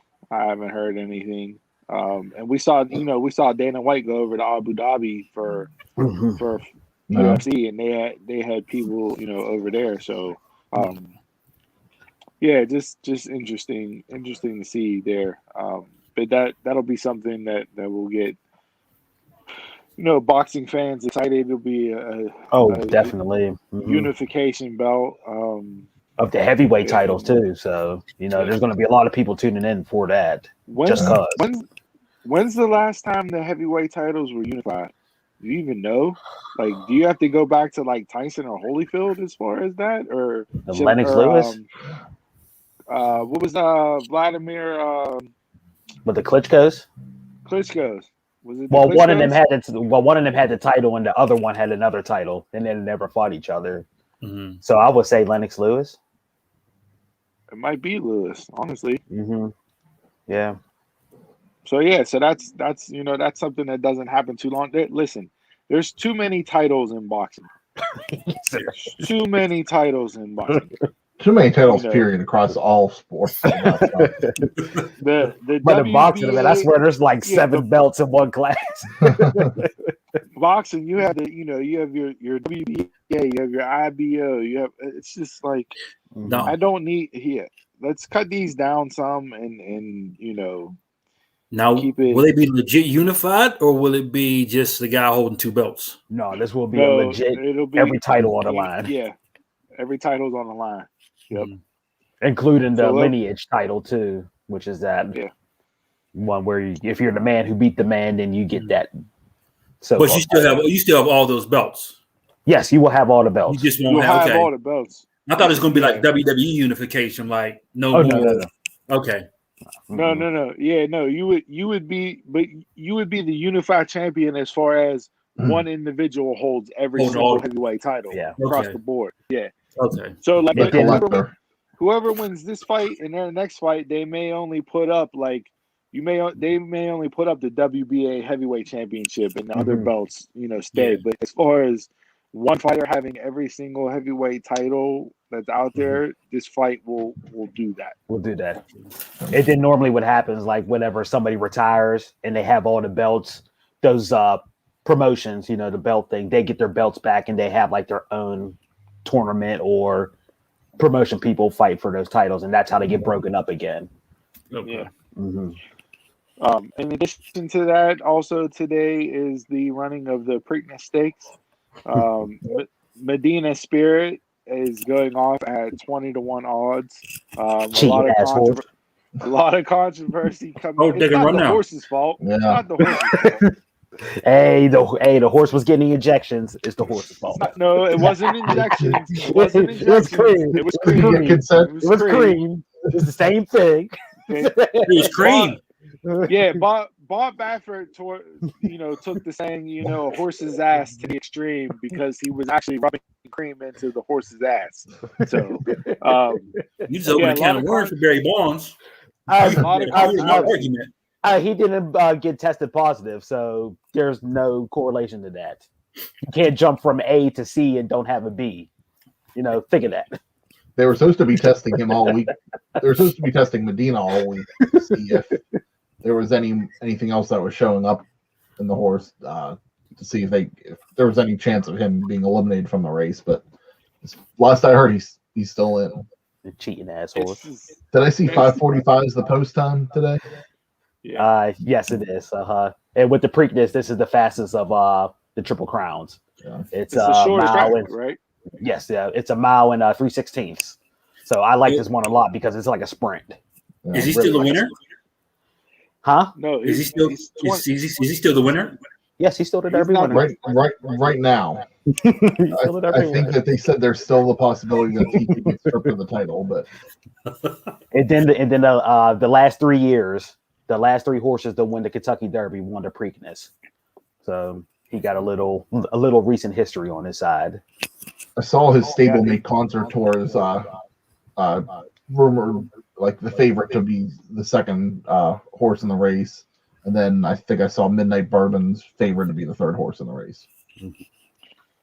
Yeah, so we'll see. We'll definitely see. We'll see. Yeah. Are you taking those odds, Donald? 21? Would you put money on Medina Spirit to win 20 to 1? Cheating ass horse. I don't know. I don't know. Horse is going to He horse. will. I bet he'll probably win. He'll probably win, but as soon as he wins, boy, they're gonna take him back to the bathroom, and I didn't say it right there. I'm definitely gonna. I think so. I didn't gamble on the Kentucky Derby because I wasn't sure, but I'm gonna make some bets on this one. Yeah, I think so. Hopefully, on the winner. The winner. Are you going to pick the horse what is it, Medina? Medina Spirit. I'm not throwing some money on him. Yeah. Hey, so you get your money even though you lose, or even though they strip him. You keep your money. Drop me off for a sec, Chris. Chris is playing the smart man's game. Bet on everybody. Yeah, I'm not sure what my bets are going to be yet, but okay. Yeah, but I think so because of the recent history. Like I said, the last 3 horses that won a Kentucky Derby won a Preakness. So yeah. I'm going with that, even though he's a cheating ass horse. But it still surprised me whenever I saw that he still does have the title right now. Like I thought for sure they were going to strip that, but I guess the investigation isn't over yet. So of course it's not. So you can be a Triple Crown winner and not. Yeah. Yes. Basically. Because it happened to Justified. The same exact thing happened to him. Yeah, he won everything, and then he came out saying that he was using a bit. But they kept everything on him. He kept everything. So that's a UFC fighter. That sounds a lot like.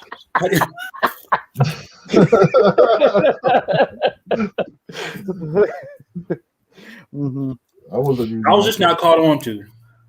I don't know. Like, how is this not scrutinized, testing, and scrutinized? For how big this race, the Triple Crown is every year. For how the Triple Crowns is, yes. Yeah.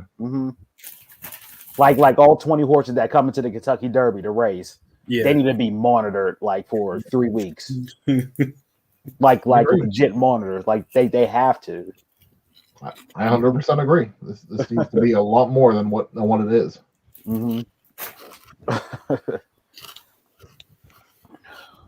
Anything else? No, I'm good for this week in sports. If you guys don't have anything else, Also this week, ex quarterback for Hawaii, Colt Brennan, he passed away this week at the age of 37. Too young. Yeah. It's still up in the air what happened to him. So I believe from what I saw so far, and I believe his father talked about this, but I want to say he and don't quote me, but he may have overdosed while he was at a rehab facility. Wow. On fentanyl. So like, hey, him in that Hawaii offense back in the day, like, gosh, they put up numbers, right? Numbers. I didn't even know Hawaii had a football team until Colt Brennan was out there. Like, dude. I mean, he holds the record for most passing touchdowns in a season, right? Well, he did have the record. Yeah. I think Burrow or Mac Jones may have broke it, but yeah, they were slinging the ball around before slinging the ball around was a thing. Yeah, June Jones, that Hawaii offense, that was high spread, high octane offense, man. That was. And then they went into the Sugar Bowl that year against Georgia, and you just saw the flaws. You saw the flaws immediately. Yeah. So, but no, yeah, it's way too young. Obviously, 30, 37. That's how old I am, and I couldn't imagine. He still has multiple records under him. Well, Oh yeah, he's still that season alone. Like not career wise, but that season alone, whenever he was up for the Heisman and that, like most 400 passing games. Yeah, he got a couple records still in his name. Yeah, so rest in peace to him, and thoughts and prayers go out to his family. All right, anybody got anything else besides getting ready to jump into the world-renowned, world-famous, where Jason's crimes against Turner's tea will not go unpunished. The most interactive one gotta catch me if you can that we've had on the Dumb Marks episode. Shout out to everybody that participated this week on social media with the One Gotta Go Pittsburgh Staples. We love you guys. Is everybody ready for One Gotta Go? Ready?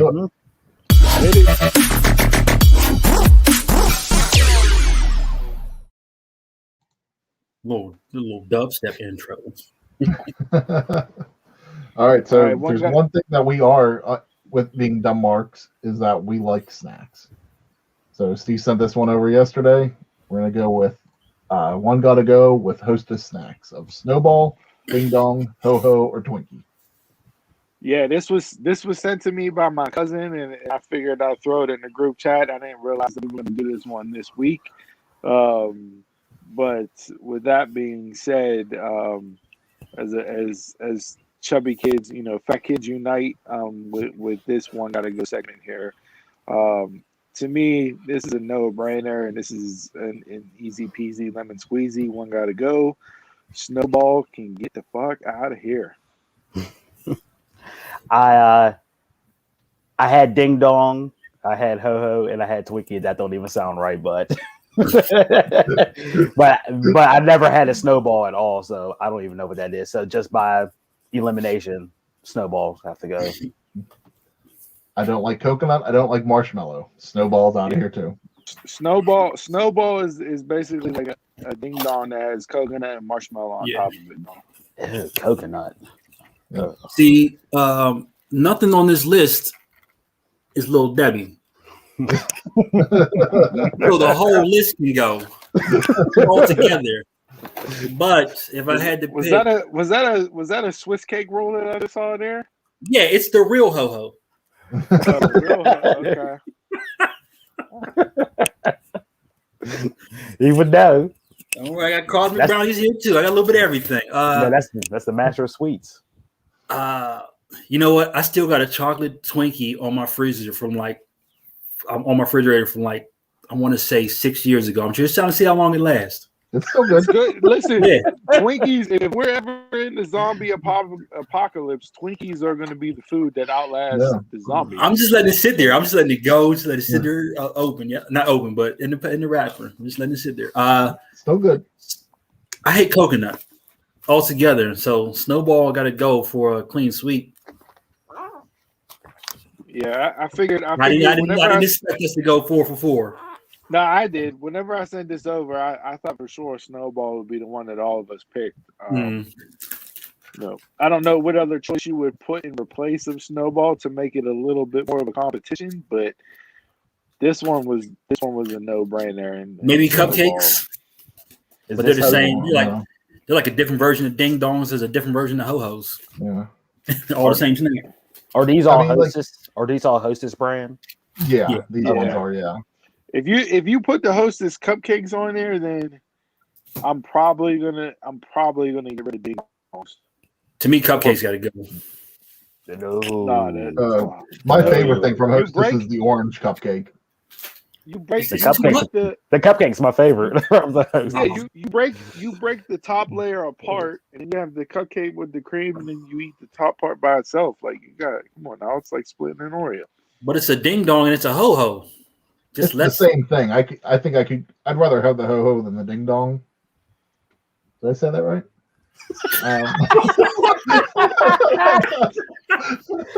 Pop and go, baby. Pop and go. But yeah, if it's between the Ho Ho and the Ding Dong, I'm keeping the Ho Ho. What's the next shirt on the merch? Is it Ho Ho question mark or Ding Dong question mark? Because, I think there's a trademark, so I don't know if we could do that. Well, we're not doing ding dong hello as you know somebody does on a prominent TV show every Friday night. But yeah, this one's easy. I don't see too many people going against us with the fact that we got snowballs out there. Unless you're a coconut lover, like to me, people that enjoy freaking Mounds and Almond Joy are the people that like snowballs. Those people go too. Yeah. So if we replace cupcakes with snowballs, what are we taking off? Because I'm taking off cupcakes. I'll take ding dong off. Yeah, ding dong 3-1. Yeah, Jay, you're out. You're out. Wow. And I think Stephanie in the beginning part of the show had it right. We have to take away snacks for a week as a punishment. He would die. He would literally. You might see me just like, give me he'd be out there. Yeah, he'd be out there tweaking. Let me. He'd be like, what you got on them peach rings, man? All right, that was one got to go this week. Hit us up on social media. Let us know which one you got to go with. And with that, let's jump into final thoughts before we wrap up the show.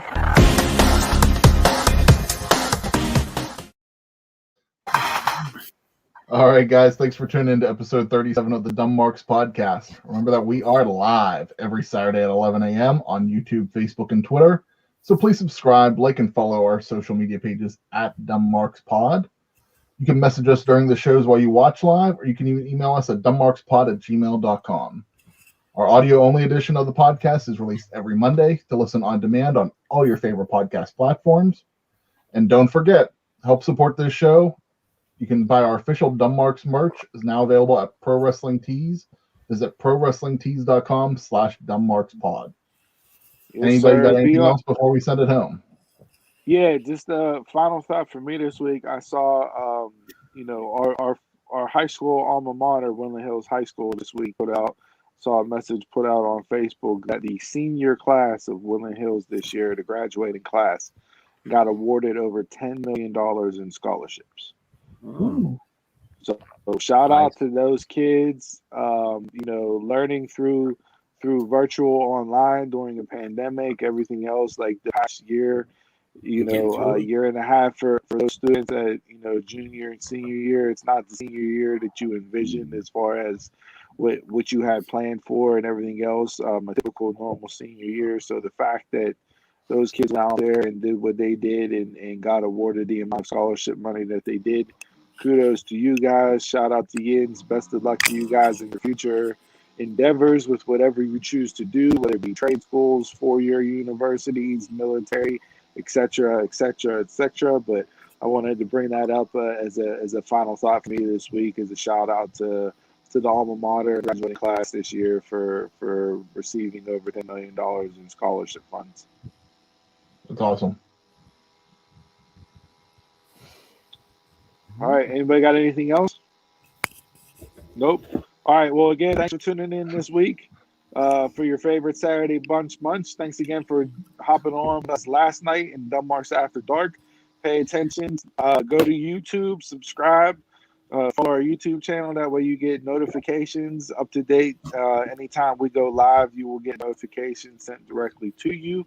And since, I have electricians here working on my internet and it's down, I can't see my quote of the week this week. So pretty much, don't be a shitty human being. Go out and treat each other with love and respect.